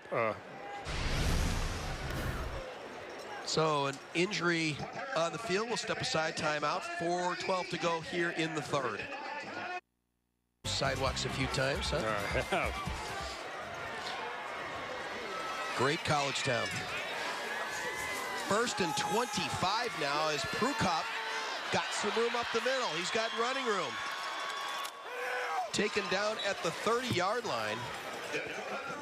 So a gain of 15. They get a whole lot of that back on the run by Dakota Prukop. Well, he is taking what this defense is giving him. The coverage has been good. He's had to pull the ball down. And now for, I believe, the 5th time in his young career, he is up over 100 yards rushing. Xavier, in just 9 contests. Xavier Coleman on the stop. They get it back to the original line of scrimmage, 2nd and 10 from the 30. Prukop again. That's a run play all the way for Prukop. Fake to the inside, gets 5 more, 3rd and 5. Well, Norcross on the stop for the Vikings, but not until a pretty decent pickup. You know, you went from 1st and 25. Now you're in a pretty manageable 3rd and 5 situation for the Montana State offense that really has not got much going in this second half. Prukop up over 100 yards again, 15 carries, 119 and a touchdown. Kind of taken over here in the 3rd quarter for Montana State's offense. 5 receivers set. Prukop looks left, pulls it down, and he's going to be very close to the first down, but I think he's a yard short. He needed the 40. Gain is to the 39. Yeah, they're going to clearly mark him short, Chris. That time just going to the well, maybe 1-2. Again, nobody open, cannot find a receiver, forced to pull the football down.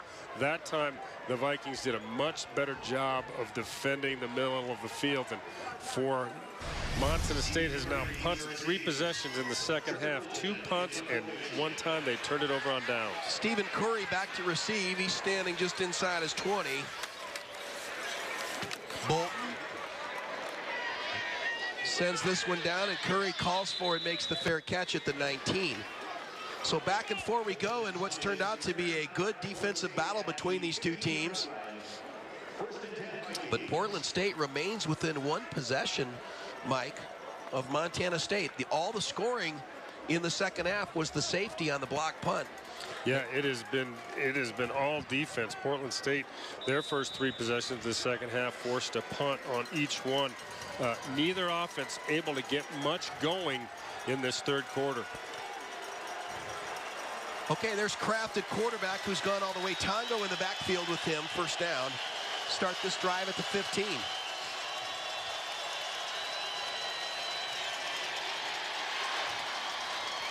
Boy, nothing there again.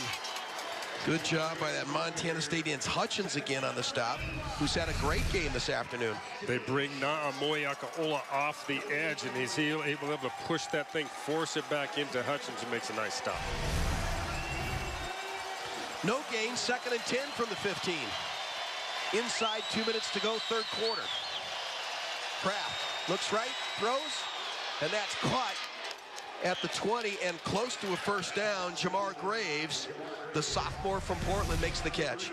Singleton tries to step in front of this one, but unable to get it, and a nice pickup for the Vikings offense as they try to get some momentum and hopefully get some points on the board to go tie this thing up.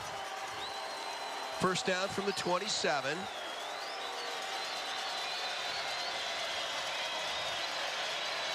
Out of the pistol. Bobcats show blitz up the middle. And Graves reads it and breaks it to the outside. Graves up over the 40 to the 43. Nicely done. Deontay Flowers rides him out of bounds. Well, Kraft does a nice job, as you said, reading the blitz, just getting to the outside and picking up another good chunk for this Portland State offense. Bobcats were bringing pressure with their linebackers right up the middle. Kraft read it, bounced to the outside, big gainer. Under a minute to go now in the third. Tongo with the carry. Up to the 47-yard line, gain of 3. Boy, just 2nd and 7. Powers it up in there that time, picks up a few. It was number 97, Connor Thomas, at the bottom of that pile for Montana State.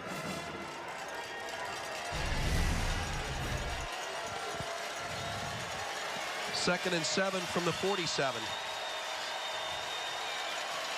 Kraft, incomplete.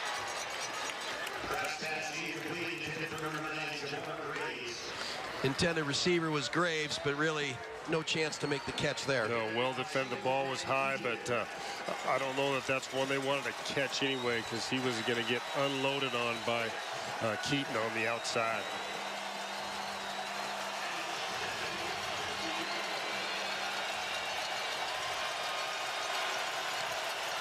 Noah comes in for the Bobcats on 3rd down. They need 7. Kraft looks, throws too high, incomplete, 4th down. Plenty of pressure coming on as Taylor Sheridan was right in the middle of Kraft's face as he's trying to unload the football. Watch him get just a good push by that defensive front. Forces him to get rid of it early and high. Out trots Kyle Loomis to kick it again. We're seeing plenty of the punter so far in this 3rd quarter, Chris. Loomis stands inside his 35. Boy, he has been big. Look Very good. At that, 46.5 last year, and he has had some boomers again this afternoon. And those are numbers that'll get you to Sunday. Boy, that's a beautiful kick. Greibel signals for the fair catch at the 15-yard line. Well, it just along with this distance, he gets incredible hang time. Not much chance for the Montana State return group to get much going on that one.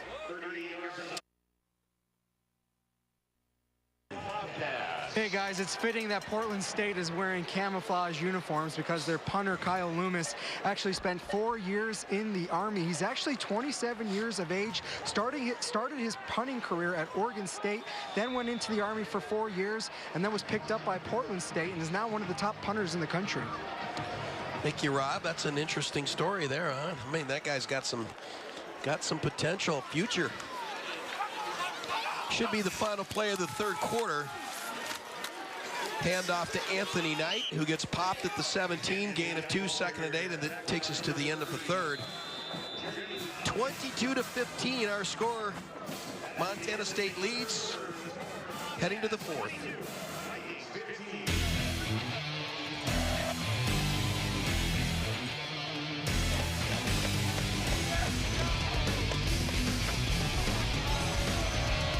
Washington holding on to a 33-26 lead over Montana. 1:19 to go in that one. Believe that Eastern does have the ball, Chris, and they appear to be driving. So Montana, excuse me, needs to make something happen if they want to get another shot at that football. 2nd and 8 from the 17. Here we go with Gates. He's got room to the 35. Gates in a foot race, finally taken down at the 49-yard line. Jayshon Gates with a great run. Well, he is the speed of this unit right now with the losses of Johnson and Page. You can see Gates has got some burners on the outside, and again, good blocking on the part of Montana State on the outside. I think that was Chad Newell again, Chris. Darian Washington finally rips him out of bounds, but not before Gates gets the Montana State offense up near midfield. Here's Brecky. Stays to the outside, lowers the shoulder. Good gain by Gunnar Brecky into Portland State territory. It'll be 2nd and 2. You can see Grable matched up there. Got a little bit of a block. Not quite enough for the first down, but 2nd. And the ball's going in the air. Grable with the catch. And this will be stopped for no gain. It'll remain 3rd and 2. Yeah, just a little throw to the outside, but again, well defended. This Viking group has really stepped up on defense this afternoon. They've given up some big plays, Chris, but for the most part, they have really put forth a solid effort. Chad Newell in the backfield now with Prukop on 3rd and 2. Prukop, little shovel pass inside to Newell. He's got a first down and more. Newell down inside the 20, still on his feet. Chad Newell inside the 15-yard line and a first down for Montana State. Well, you've got to love it when Chad Newell gets a big play like this. He does so much for this offense, blocking and leading the attack. That nice to see him get a big pickup on that one. Then he ran off the field and got the crowd into the game. I mean, he's doing it all. First down. Prukop tries to get outside and does to the 5. Prukop stretches, touchdown Montana State. Wow, look at the burst of speed that he put on that. You don't see quarterbacks run away from secondary players very often in the Big Sky Conference, but there's a few this year. But watch the burst. He just absolutely leaves the defender in his dust. So Prukop in for his 2nd touchdown of the afternoon. That extends the lead to 28-15 as Daly's on for the extra point. It's up and good. 13-16 to go in the 4th quarter. Bobcats up the lead to 29-15.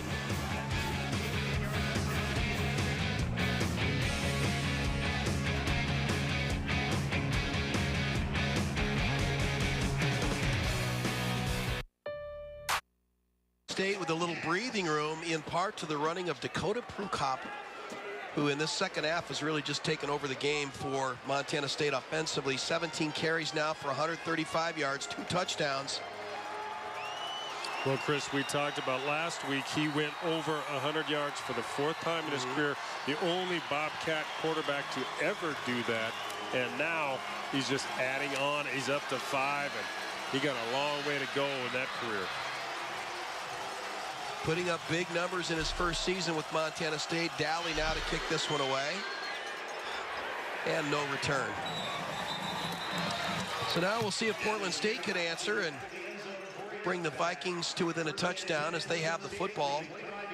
They've moved the ball fairly well, but when Montana State has had to, they've really shown that they can shut down this Viking offense, forcing them to punt for the most part here in the 2nd half. Yeah, they've punted every possession so far in the 2nd half, 4 times in the 3rd quarter. Now with the strike by Montana State, you've got to feel that they've got to get something going early on in this quarter, or Montana State's just going to be able to run this thing out. Shaquille Richard now in the backfield for Kraft on first down. Kraft rolling to his right. He's got a man wide open at the 35. That's Thomas Carter. Ridden out of bounds by Cole Moore. Just a nice job. They get Kraft out of the pocket. Little rollout to the right. Open receiver. Ball delivered perfectly. A nice pickup for the Vikings. I think if you're Nigel Burton, the coach of the Vikings, you may have found a quarterback here for the last 3 games of the season. They're going to go to the air again, Chris. This time they roll him to the left. Incomplete. That one's going to come up a little bit short. Yep. That's the much harder throw, rolling away from your throwing arm. But you can see 11 for 19, 19 yards. Not a bad start to his career for the Vikings. Not at all. 2nd and 10 from the 38.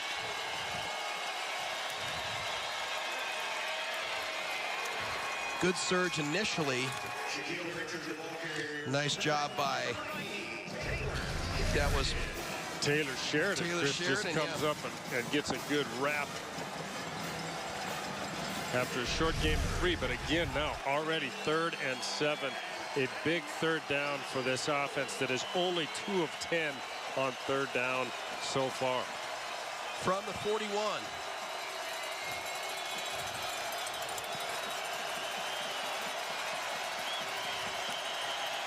That's going to be movement on the left side.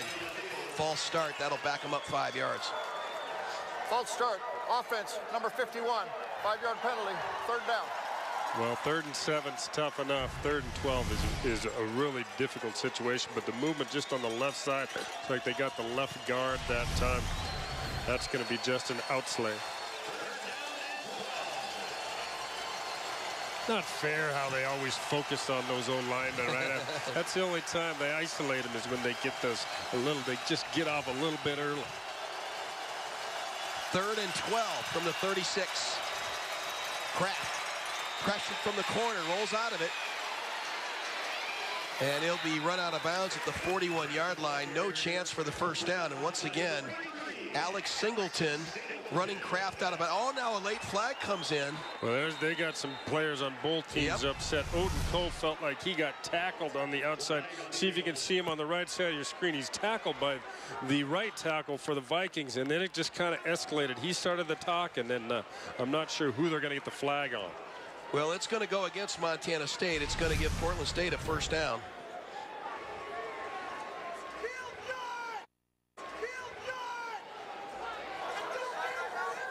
After the play was over, unsportsmanlike conduct. Defense number 43, 15-yard penalty, automatic 1st down. Well, they call it on Singleton, so.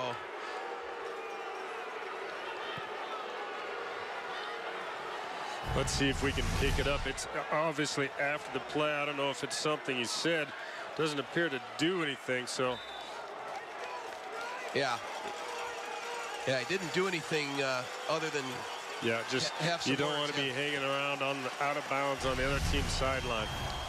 1st down, Kraft. That is caught and ripped down.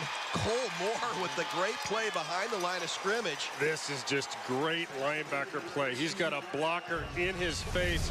He can't quite shed him, so he just goes through him to make the tackle and tackle for a loss. It's going to bring up 2nd and 11.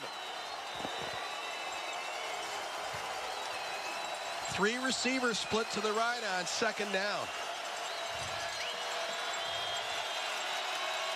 Empty backfield. And Kraft, quarterback keeper all the way, breaks 1 tackle, falls forward inside the 40 to the 39. Boy, Singleton with the saving tackle there just gets an ankle of Kraft. Otherwise, he's got a whole bunch of room up the field. Jamar Graves checks in now for the Vikings, along with David Jones. Well, they're going to go 5 wide, Chris. Look for Kraft to maybe try that middle of the field with a little quarterback draw look. Well, we have seen that a lot today, so. Bobcats come up the middle. Kraft reads it, incomplete pass. Well, he had plenty of pressure in his face. Sheridan was there. Odin Cole was there. They're just getting upfield hard. That ball is thrown. You know, the pressure just makes you cannot stand in there and deliver it. It goes off the back foot. And usually in that situation, the ball is going to sail high. Darnell Adams was the intended receiver. Looked like he fell on the play. Kraft did the right thing. They had that spread. And Montana State's defense took away the run there. And now, boy, this is going to be a long field goal attempt. This will be a 55-yard field goal attempt. Well, he's got a 53 already this season, but this would definitely be new territory for him. Plenty of leg. Looked to his a little bit wide left. Missed field goal. 10:30 to go here in the 4th. Bobcats on top of Portland State, 29-15. Back here in Bozeman, where defense has been good and solid by both teams this afternoon. The yards have not come easily. Alex Singleton has had an outstanding game for Montana State at linebacker. Meanwhile, Dakota Prukop, he's had some big plays. but he's earned every bit of it this afternoon. He really has. It's particularly this second half has just been dominated by the defense. Montana State, you see, 192 yards.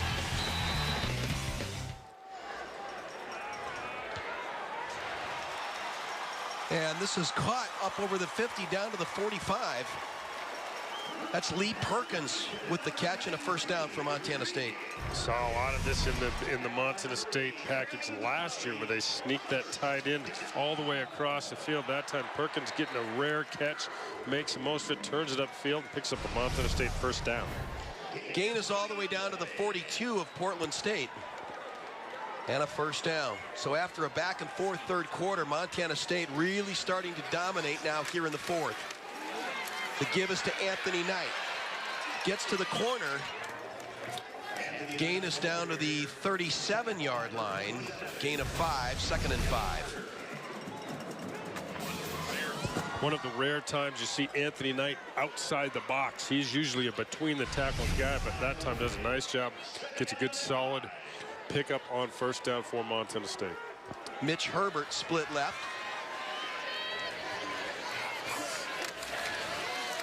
And Knight again slams forward. And ball on the ground. Portland State says they have it, and they do. So Corey Crowder falls on it. And the Let's see, Vikings. you can pick it up, just punch it up the middle, tries a little spin. Tough to spin in that much traffic, and boy, you got too many guys that can get their hand on the ball, and that time good strip on the part of the Vikings, and they've created their first opportunity in the turnover game of the afternoon. Well, yeah, Montana State on that drive could have really sealed the deal with the touchdown there, but now Portland State with a little bit of life. 9:42 to go, trailing by 2 touchdowns.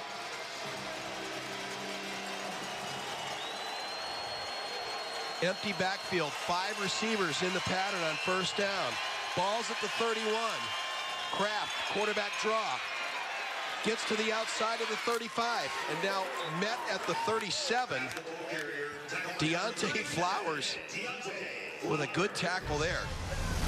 Boy, Flowers gets a nice shot on him, but not until he's made a good solid 7-8 yard pickup for the Vikings. But boy, you'll think about that twice if you're Josh Kraft and people are laying licks on you like that at the end of those runs.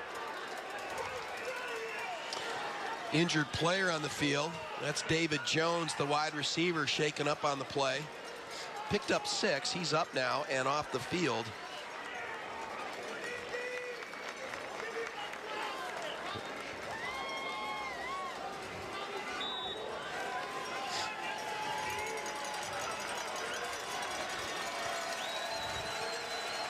All right, here we go now on 2nd and 4 from the 37. Empty backfield for Kraft. Looks, throws, caught, and a first down up to the 45-yard line. Darnell Adams on the reception, taken down by Cole Moore. It's a nice throw. Good recognition of where he had to get to achieve the first down. The ball delivered perfectly between 2 linebackers for Montana State. Inside of 9 minutes, Vikings need to ratchet up this offense, trailing by 2 touchdowns. Still plenty of time. Kraft flips it out there. Caught to the 48, gain of 3, 2nd and 7. Keaton on the stop as he brings down Thomas Carter. Keaton does a nice job there, just throwing the ball in space, trying to create a one-on-one situation. But this time, Keaton does a nice job of driving up, making the stop. Boy, this freshman quarterback's opened some eyes today. Here's another completion and a good gain. Kahari Garcia in on the stop, but that's another first down. Yeah, I can't say enough. You know, it sounded like, you know, from what we were, the information we were given, it wasn't a situation where there was any injury to the starter. They just felt like it might be a time for a change. And boy, he has been impressive. That is Josh Kraft. Ball's at the 41, first down. Quarterback draw. That time, Not much there as Moeakiola along with Singleton combined for the stop. Ford sideline report and Rob Jesselson. Hey guys, we talk about the great play of quarterback Josh Kraft, and what I've noticed from watching him is just his intelligence with the football. Portland State turned it over 6 times last week against Idaho State, but we really haven't seen too many jump balls, a lot of safe passes rather from the quarterback making his first start as a freshman. Rob, we're seeing the same thing up here. Here's he's going to take off again. Got tripped up, but he got down to the 35-yard line. He's going to be 3-4 yards short of the first down.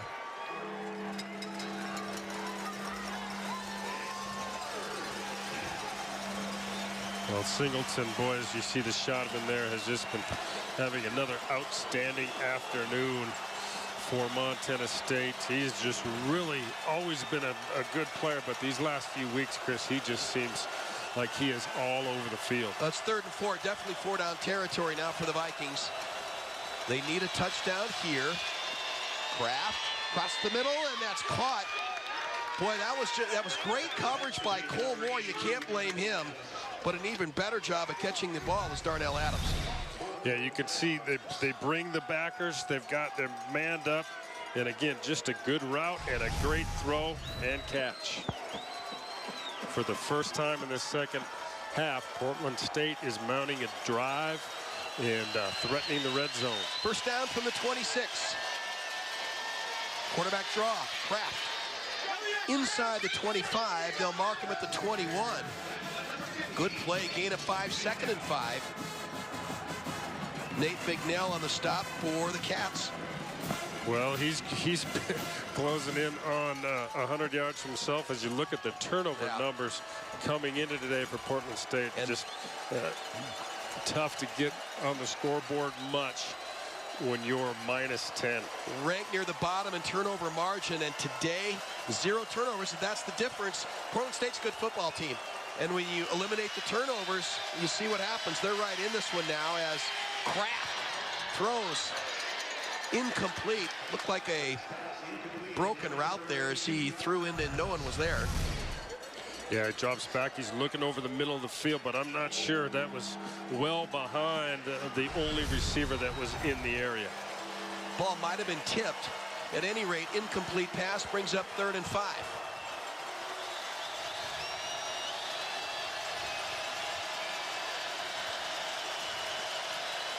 Crowd on their feet. Bobcat show blitz. Somebody jumped, and I think that might go against Montana State. Nope. False start. Offense number 68. 5-yard penalty. 3rd down.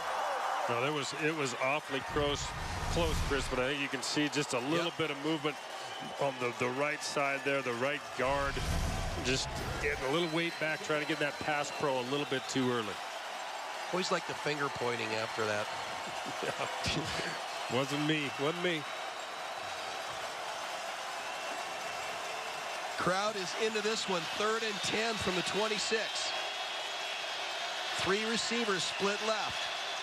Kraft looks right, throws, and that is caught. Or no, they wave it off. Incomplete pass. Boy, it was close. Boy, it was a great effort by the receiver on the outside. Watch him go up and get this, but when he tries to bring it down, you can see, well, you can't see it from that angle, but we'll see if we can see it. It looked like the ball did, in fact, hit the turf. The referee was all over it. Boy, Taylor Sheridan saying hello to Josh Kraft there. You know, we've talked about the size of these Portland State receivers, and they have the ability to go up and make those catches. So 4th and 10 from the 26.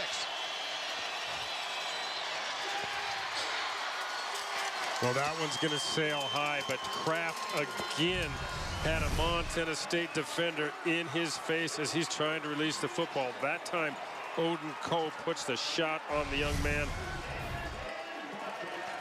And Montana State gets a big stop.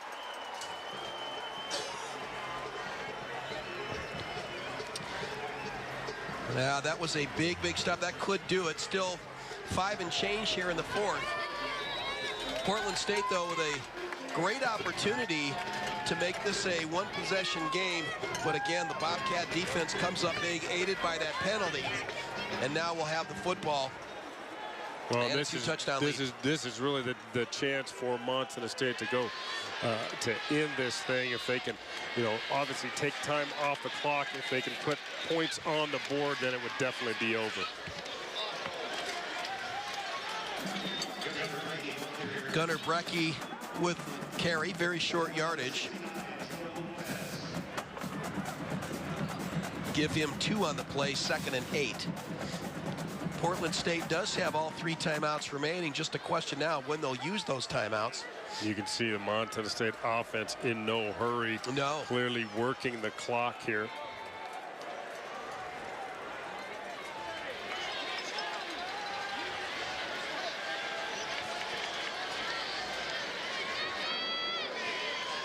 Second down. And the pitch is to Brecky. Tries to get to the corner and is taken down. Good defensive job out there on the outside by Bo Durancelet, the safety. He's come up hard a couple times. Watch how fast he gets upfield. And then he makes a good stop on Brecky, who's had success getting to the corner several times this afternoon. No gain, 3rd and 8 from the 28. Clock continues to run now as we are under 4 minutes. Well, I think we'll see. You saw Prukop take that one all the way down to 2 seconds the last time, and I'm sure that they're going to run it down near that again. Prukop. This one's batted down, and whoa, that could have been disastrous. That'll stop the clock and force the Bobcats to kick the ball away. And a couple of good things happen there, Mike, for Portland State. Number 1, the clock stops on the incomplete pass. Number 2, you force a 3 and out. And 3rd, you still have all 3 timeouts remaining. So this one not quite in the books just yet. No, not at all, Chris. As you said, they're going to get the ball back. Should have pretty good field position. And look for them to continue to try to throw the ball as they did in that last drive.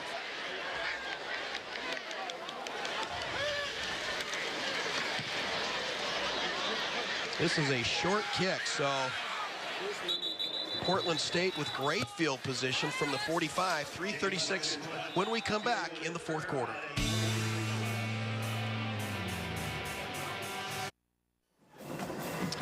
Back with the final 3:36 here in the 4th quarter. Portland State trailing by 2 touchdowns with the football. They'll have it at the 43. Well, with the clock where it is, Chris, down 2 scores, you've got to think that Josh Kraft is going to have to throw the football. And boy, he has been getting a lot of pressure in his face by the Montana State defensive front on the last few attempts.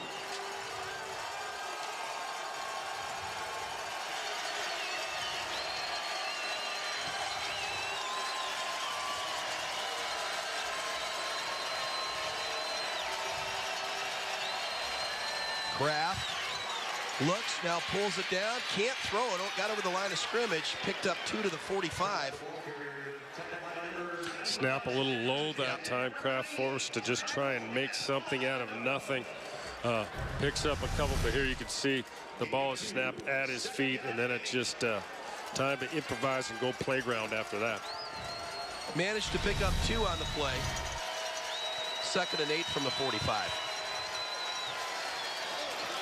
Incomplete pass quickly brings up 3rd down. Of course, we talked about this at the beginning of the broadcast. Josh Kraft, the freshman, getting his first start for Portland State. Kieran McDonough was the starting quarterback, had a rough outing last week. And at this point of the season, I think for Nigel Burton, it was time to get a look at his freshman. And even if should they lose this game, he's going to be pretty pleased. I think it's obviously been a positive change for him. You know, Kraft came in only having thrown the ball 7 times, and he's thrown it nearly 30 so far this afternoon. Yeah, that ball hit the turf. Yeah, the linesman now is going to come in and correct the call. That was an incomplete pass. That was the correct call, and it's now 4th down.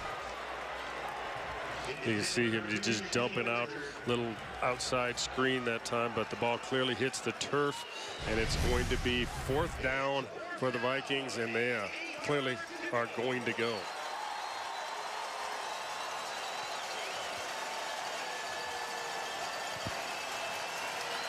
5 receivers in the pattern on 4th down.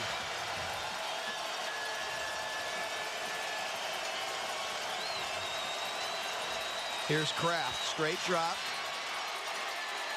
Now throws, and this is almost intercepted by Deontay Flowers. He's thinking, man, I got 6 the other way. Yes, he was. Well, you know, the ball's got to be thrown. It's 4th down. You've got no other choices. You've got to at least try it. You can't take the sack, but Flowers was in perfect position. Watch him just climb underneath that receiver, and as you said, Chris, that might have been one he could have taken to the house had he been able to hold on. Nonetheless, a big stop for Montana State's defense. Got the offense on the field with good field position, and the clock is ticking. Montana State takes over on downs from the 45, 2:51 to go. Jake Bluskin now in at quarterback. Well, he's going to pitch it out to Brecky on the outside, but nothing there. Well defended again by the Viking defense. You see him, there's just nothing there at all. He gets off the block. Plenty of Vikings there to seal the fate. Portland State has all 3 timeouts remaining, but I think they've conceded this game to Montana State. They're not using them. There's Bluskin, the junior from Great Falls. Of course, he was one of the quarterbacks vying for that starting position. Had a couple of starts last year, had a couple of big games, threw for over 300 yards in 2 games last year.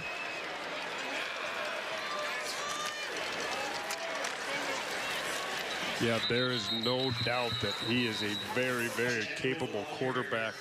You know, seeing action in a backup role, but you know, we saw him come in last year when Denarius McGee was down with an injury, and he played very well. I don't think there's any doubts on that Montana State coaching staff that you can put him in the game at any time. And now Portland State chooses to use one of its 3 timeouts. 2:03 left here in the 4th.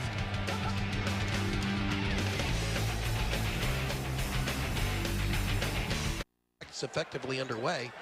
And there is the sunset in the Gallatin Valley, and a look at your scoreboard now. And this game with Cal Poly and Idaho State really starting to tighten up now. Bengals lead 23-21, start of the 4th. Montana falls to Eastern Washington and Cheney 36-26. Northern Arizona gets a win today as they look to remain in the driver's seat. 3rd and 7 for Montana State. Bluskin's going to air this one out. It's got a man open. Oh, man. Gunnar Brecky was wide open at the 10-yard line. Just a little bit outside of the reach of Gunnar Brecky. Little play action fake, and boy, you can see, you can't forget that young man, Bluskin, can throw the football. That time, just a little bit too much. And that brings up 4th down, 7 to go, and Bluskin will stay in. I think do handle the punting duties here with 1:58 to go here in the 4th.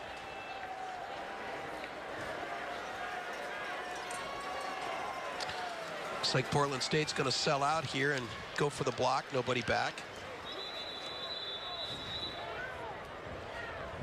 Delay a game for Montana State. That's smart. Well, no, it's not when the clock's not running. Yeah, that doesn't really help you when you've got the clock stopped on the incompletion. But would have been smart if the clock was running, right? Yeah, absolutely. Somebody get in my corner, okay? I thought it was you did a very good job there, Chris. I was very impressed. Well, I'm going to get a new spotter for the next game, I'll tell you that. He's been a little abusive. He's been in my gears all day.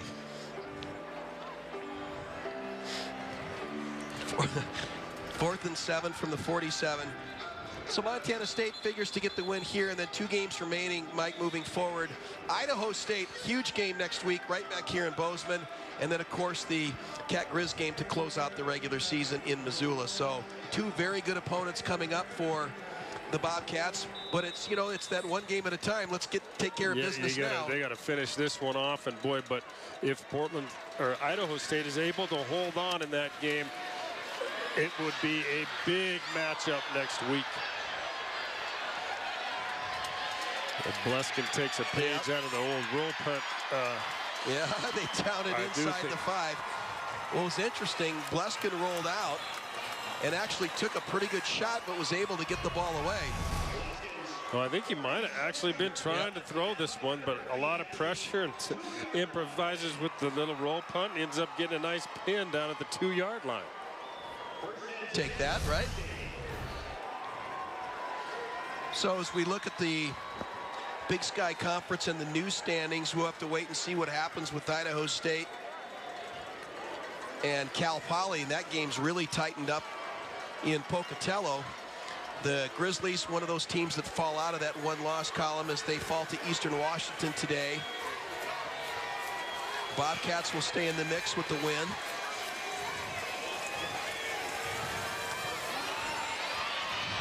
Well, the Vikings not done yet. They're still aggressively throwing the ball up the field. That time, Adams. A great pickup by Adams. The pass over the middle brought down by Singleton at the end, but not until he picked up a whole bunch.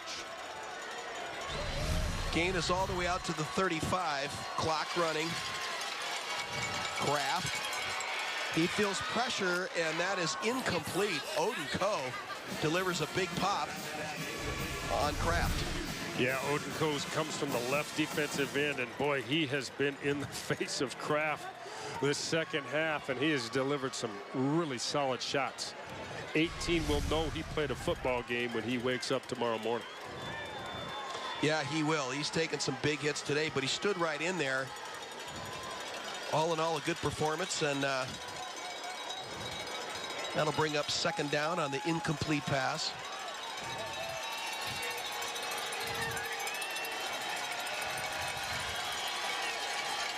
Kraft complete. Not much there. Jamar Graves with the catch. Moore with the stop. Omar just drives up on this one. Obviously, if you're Montana State, you're going to be content to let them throw the football underneath the coverage, keep them in front and inbounds, and let the clock continue to tick. You know, each and every year, Mike, you always look at this Big Sky Conference and you look at those teams that you think might be making a move into the upper echelon of the conference, and we've seen that happen with teams like Sacramento State that had made a pretty nice run, but then have fallen off this year. Cal Poly, another team. And Portland State, honestly, I thought would be that next team. They were 6-6 a year ago, had some momentum going, and it's just been a disappointing season so far. Well, and so much of it is just gets beyond your control. They've been bitten pretty hard by the injury bug. Right. You know, and that's part of football, but boy, it can change the outlook in a hurry. 3rd and 6 from the 35. Kraft rolls out to his right, and incomplete.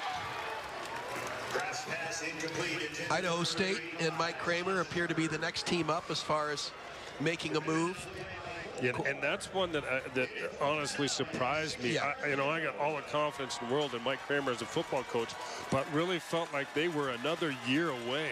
Like next year would be the year that we really saw them get competitive in the conference. But boy, they have done a tremendous job this year, and still holding on to a pretty tight lead, 23-21 against Cal Poly, which could be really a signature win for Coach Kramer in that program. Well, everybody moving there. And that'll go against Montana State. So instead of 4th and 6, it'll be 4th and 1. Defense, number 10, offside, unabated to the quarterback. 5-yard penalty, 4th down. Odin Coe makes the jump, so 4th and 1. And of course, Coach Kramer in his 3rd stint in the Big Sky Conference, started at Eastern Washington, came here to Montana State. Now with the Bengals, and he's been rewarded with a 3-year contract extension. Well, he's had success at all 3 schools, and is making a big push to be right in the middle of this Big Sky Conference championship race as we close out the last few weeks of the season. First down. Boy, Kraft just took a shot at the end of that play.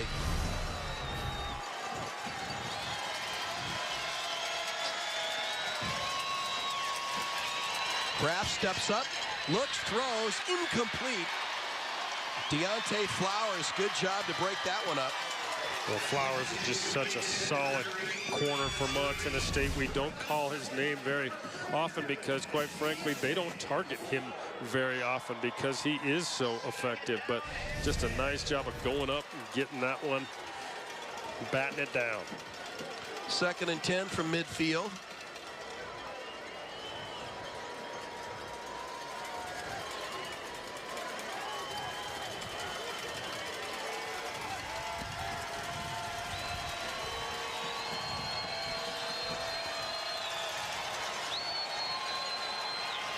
Kraft, this time complete, and this is going to be a touchdown for Portland State. Boy, just a nice, looked like a nice back shoulder throw that time on the part of Kraft to Carter, but well, I'm not really sure. Looks like Keaton kind of gave up on the play, either thought he had him out of bounds or not his best tackling moment there. You can see the ball's thrown, the receiver's able to come back and get it. And then the missed tackle, and Portland State is in the end zone. That brings it to 29-21. Gonzalez on for the extra point, and he's got it. So they are within 7 points of tying this football game. Onside kick to come. Yeah, it is clearly not over now. Boy, just a kind of a silly play on the part of the corner on the outside. But yeah, it is. The ball bounces your way, and it could be a whole different finish to this thing. Well, they got single coverage, and it was a beautiful, as you mentioned, back shoulder throw, and Keaton was right there. But and again, I've talked about it 2 or 3 times today. The size of these wide receivers for the Vikings, able to make plays when there really isn't a lot there. Yeah, they've gone up and got the ball, which is obviously what you want from your receiving corps. But boy, the coverage was good. That's that advantage of that back shoulder throw. If you can deliver the ball there, and he certainly did that time, it's going to give your receiver a chance to go make a play. You see him set up for the arm. Looks would certainly be an onside kick. Stacking 6 guys to the right. They got 4 more on top. So Nick Fernandez is on for the onside kick attempt.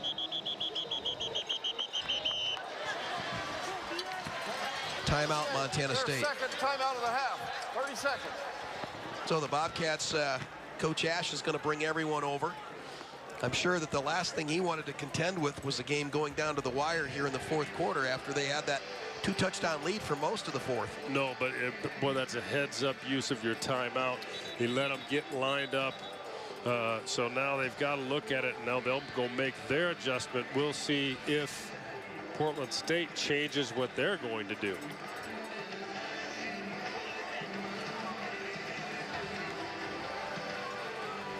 Well, to even be talking in the same breath with that this game is still, the outcome's still in doubt with under a minute to go, a good portion of the fans have already left Bobcat Stadium. Yeah, there were a lot of people that packed up, but boy, the quick strike on the long pass play has changed the momentum considerably.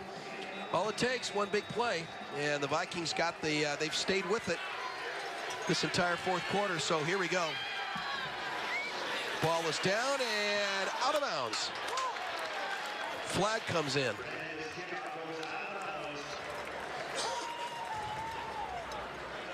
Well, the penalties, I believe, is going to go against Portland State for kicking the ball out of bounds. Montana State at this point, it's just a matter of taking a knee and free kick out of bounds. Kicking team, 5-yard penalty where the ball went out of bounds. First down. And running out the clock. Pretty solid kick. He gets a great bounce. I don't know if Greibel wanted to go up and try and get that one because he was definitely going to take a shot if he did. But well, that's what you want. You know, after that first hit, you want that ball to pop up, which it did, but it had a lot of momentum with the 2, and really nobody had a chance to go for it as it sailed out of bounds. And again, looks like we got a player shaken up on the Portland State sidelines, a Viking player. Well, Chris, this went from a game that it seemed all but over several moments ago, and and now we can't seem to get her finished. Yeah, this fourth quarter has lasted a long time, and there's the look at that freshman quarterback for the Vikings. Well, if you're a Portland State fan, you've got to be very, very proud and happy with the way that that man played this afternoon. An impressive first start. Lots of composure, and boy, he showed that he's got some courage. He took some shots today, but boy, he was still willing to stand in that pocket and deliver the football.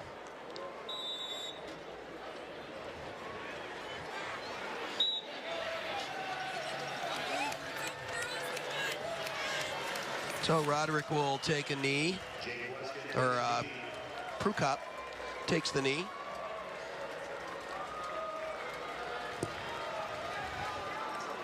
Or Bleskin, rather. Third time's a charm. Well, you went through that that whole quarterback battle. We've got that rotation down now. I dialed in on everybody. And now Rob Ash comes out on the field, and that will be the last play of the game as Montana State hangs on for the 29-22 win over the Vikings from Portland State. Turned out to be a very entertaining game. We'll come back to wrap things up here in Bozeman.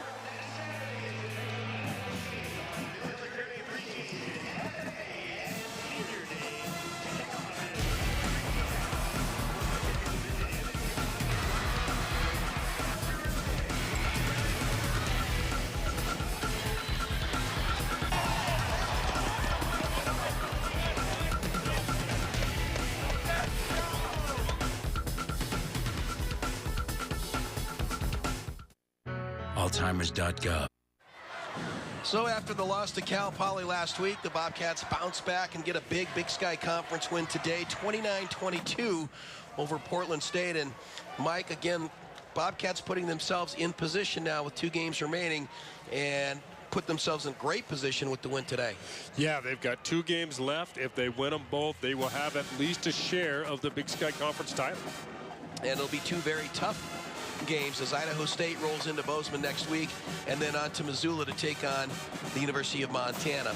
Northwestern Energy play of the game came early in this one as Gunnar Brecky, after being shaken up on the opening kickoff, came back in and cut this one loose for the touchdown, and that put Montana State on top when they never looked back. No, he did. Gunnar Brecky had another outstanding game. A little bit more weight on his shoulders now with the loss of Sean Johnson, but boy, did he step up. Picked up a 2-point conversion after that touchdown to make it 8-0. Portland State did answer to make it 8-7, but Montana State never relinquished the lead, and they go on to the win today. Let's take a look at the final numbers. And for the Montana State Bobcats, look at the rushing yards compared to the Vikings. Coach McAdoo and that offensive line are going to be a proud group tonight. Anytime you get over 300 yards on the rush, you have done a heck of a job up front. Total yards pretty even, and Portland State, I think, really padded their stats with those 218 passing yards, but a lot of that came late in the fourth quarter. Time of possession, pretty even, but all in all, a good performance by this Montana State team, a much-needed win. And now we can take a look at the Big Sky Conference standings. Eastern Washington now moves to the front at 6-1. Northern Arizona, Montana State, Cal Poly all at 5-1. And Idaho State, that game still going on, Mike? It is. I think we're about 8 or 9 minutes into the fourth quarter, and it's still 23-21. So this will still change before the end of the day. Our next broadcast, we will be in Cedar City, Utah, as Montana will take on Southern Utah. That'll be our next broadcast here on SWX. We hope you enjoyed today's game. And if you're a Bobcat fan, you most certainly did. So that'll do it from here in Bozeman. For all of us, Mike Callahan, I'm Chris Byers, saying so long from Bozeman.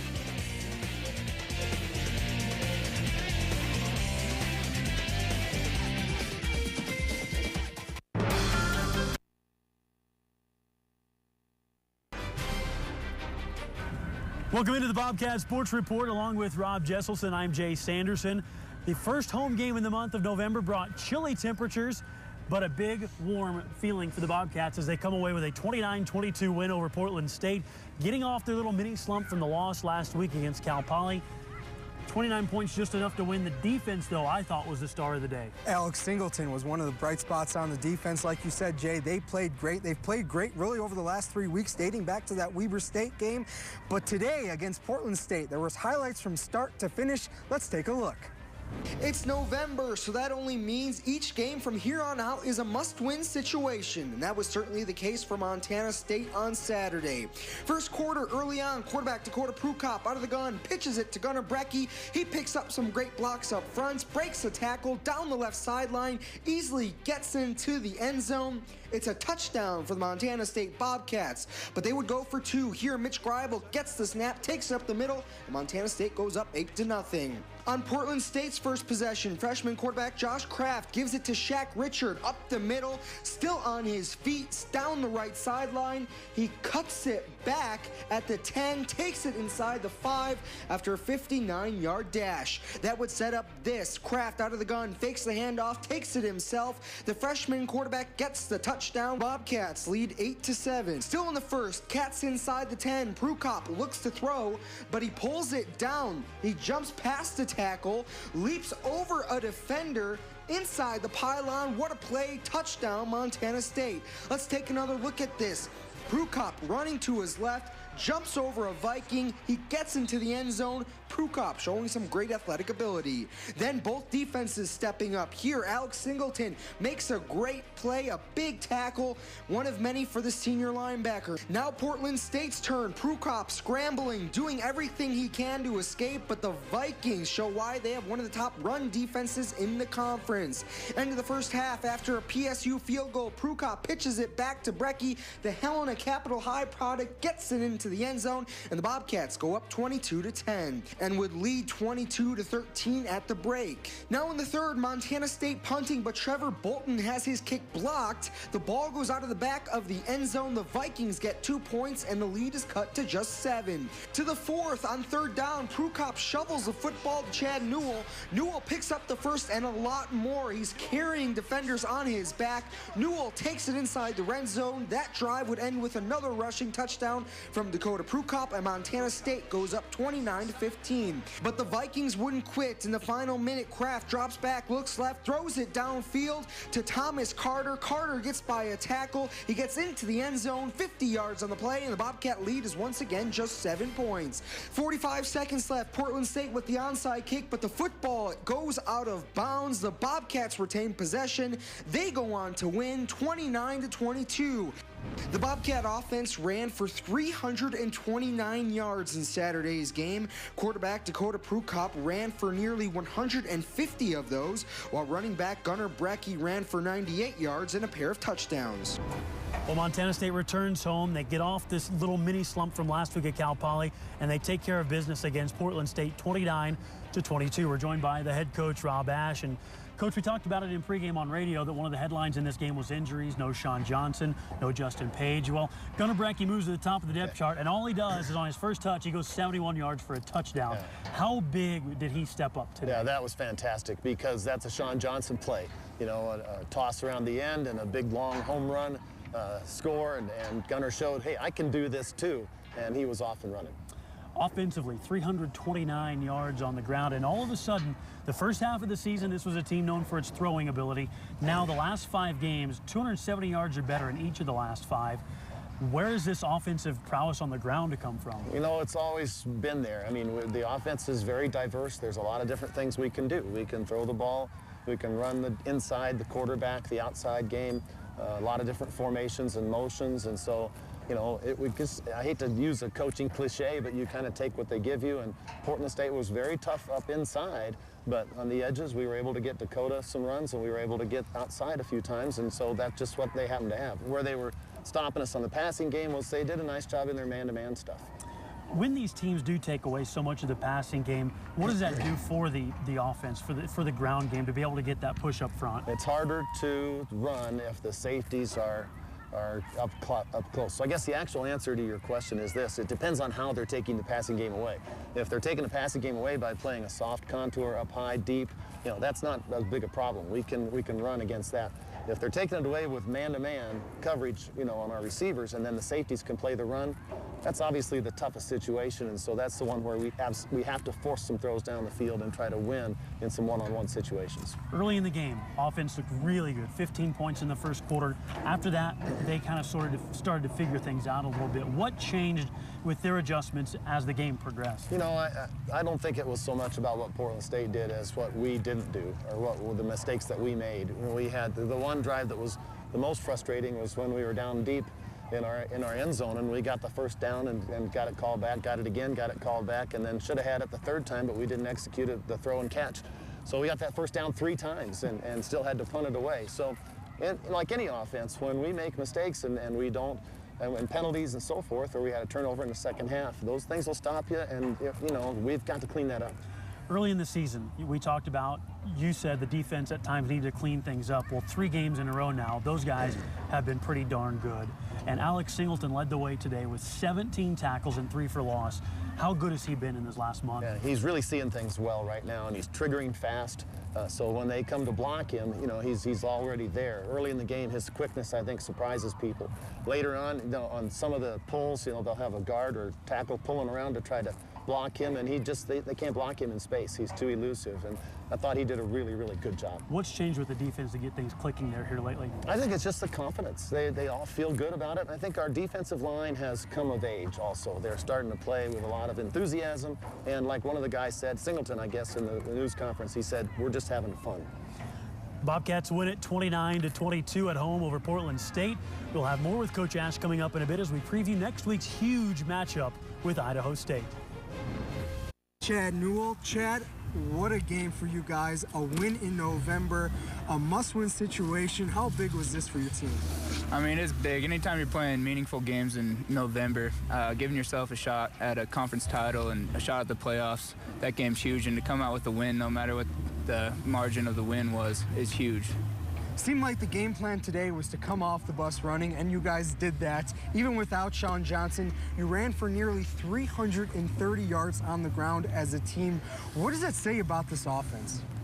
I mean, I think we're a versatile offense, and in the backfield we have so many guys that can hurt you so many ways. Missing Sean, obviously, we're missing that huge play factor, but Gunnar Brecky does a great job stepping in and making big plays and making guys miss. And I can't say enough about the O-line. They bring the energy every day, and they do a great job blocking everything up. Now, you guys have a variety of guys in the running game, including yourself, and it seems like you guys are all a little bit different, have your own personalities, and you can tell in the way you guys run. What do you bring to this running back core? I mean, as far as a running point, I think I do a pretty good job getting downhill, and similar to Anthony Knight, we're both pretty physical guys, and I just like to get out there, and when I get the ball in my hands, just try to get downhill and make the defense feel me and try to get them a little bit worn down for the other guys. And the offense obviously came out of the gates this season really working the passing game and had a lot of success going through the air, but it seems like defenses have kind of been preventing that these last few weeks. How much pressure does that put on this running back group? I don't think it puts as much pressure on us as you think. We're a pretty big part of the passing game as well, and I think we know that we have to come do our part no matter if it's blocking, running, or catching passes every day, so I don't think it's an added pressure at all. Obviously, there's only 2 more games left in the season. Idaho State is next. How big is this coming week, and then followed by the Grizz? I mean, we talk about it all the time, but this next coming game is the biggest game of our lives. Not because it has conference implications and playoff implications, but because it's the next game, and that's how we treat every game. How much of a momentum shift does this give you guys going into that next week's game? It's huge. I mean, obviously we're still in a great position to control our own destiny and win a conference title, and coming off a win like this, a hard-fought battle, we ran, our defense played outstanding. If our defense keeps rolling, I mean, we can carry this momentum, and I don't know where it'll go. Chad, we appreciate the time. Thanks for joining us. Montana. And the road to a conference championship does not get any easier, as next up for the Bobcats is Idaho State. And here to talk a little bit more about that game is Coach Ash. Coach, Idaho State, a team that has really surprised a lot of people this season. They won again on Saturday, another team with just 1 loss in the conference. What do you expect from the Bengals? Well, they're a good football team. We've seen them in some crossover video here the last 2 or 3 times. The first time was back against when they played Sac State, and that was just kind of their signature beginning of the season win. again in the conference against Sac State, played very, very well in that game, and they're good in every aspect. They've got a very good passing game. They run the ball hard. Defense is playing better every week and playing very well right now, so they deserve to be at the top. They're not a flash in the pan kind of, you know, lucky or anything kind of team. They're a good football team. Coming into this week, there were 6 teams with just 1 loss. Now that's played itself out a little bit after Saturday. What needs to happen for the Bobcats in order to come out, you know, with a conference title? Well, it's been a perfect scenario for us, really, in the sense that we control our own destiny. That's all we've been thinking about. And, you know, there are enough teams with 1 loss that you really can't afford any more mistakes. And so that's the situation we find ourselves in, and a mistake being a loss. You know, we've got to win, and we've got to win 1 game. You know, we can't think about the fact that we have 2 games left and what's going to happen if this, if that, if the other thing. We just have to go have a great week and win 1 game this coming week. Now your team runs for nearly 330 yards against Portland State today. How do you continue that success going forward on the ground? You know, our offense is very diverse, and it's very tough to stop because of that. We can run outside, we can run the quarterback, we're pretty tough inside, and so when you can attack the entire field with you know, a lot of different weapons like that, it's fine to run the football. I'm not concerned about the balance between running and passing because our running game is way more diverse than, you know, the typical running game. So it's tough to defend even though it's just running the football. It seems like teams, especially on defense, have been playing you guys in order to stop the long pass and stop the long play. How do you attack defenses now that it's later in the season and they've gotten a chance to see you play a lot on film? Well, we still have to keep trying the long passes. We had several called today, and Portland State did a very good job of getting somebody on Dakota quickly. They hadn't done what we call secondary contain, you know, with a linebacker pressing Dakota on his rollouts, but they did it today, and so he didn't have much time to throw. And so, but we had several of them called, and actually when Jake was in the game at the end, we had one more that was almost a touchdown on a throw down the field where we finally got a guy open. So we're going to keep trying that. We have to keep people back off us so that we can run the football. And getting back to the running game, Gunnar Brecky has been coming up huge, especially with the absence of Sean Johnson. How will he play a role in this offense going forward, and how do you plan to keep getting him touches? Gunnar's our speed guy now, and he's going to have the plays where he's the receiver coming out of the backfield, where he's the outside runner, but he's also fairly decent inside between the tackles too. So, you know, he just has to be the guy to get more carries. I thought Anthony Knight ran hard at times today, especially there in the second half when he had that nice drive.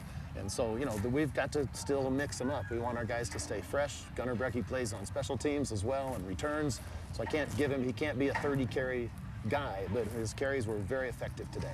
Now the weather is obviously getting a little colder. I wish I had a jacket on right now. How will the weather play an impact in these final 2 games, if it will at all? I don't know that it will. I think our guys are pretty used to practicing in all kinds of weather, and so we'll play no matter what the conditions are, and we expect it to be dicey at times here in Bozeman. Thanks for joining us, Coach. We appreciate the time. Next up for the Bobcats.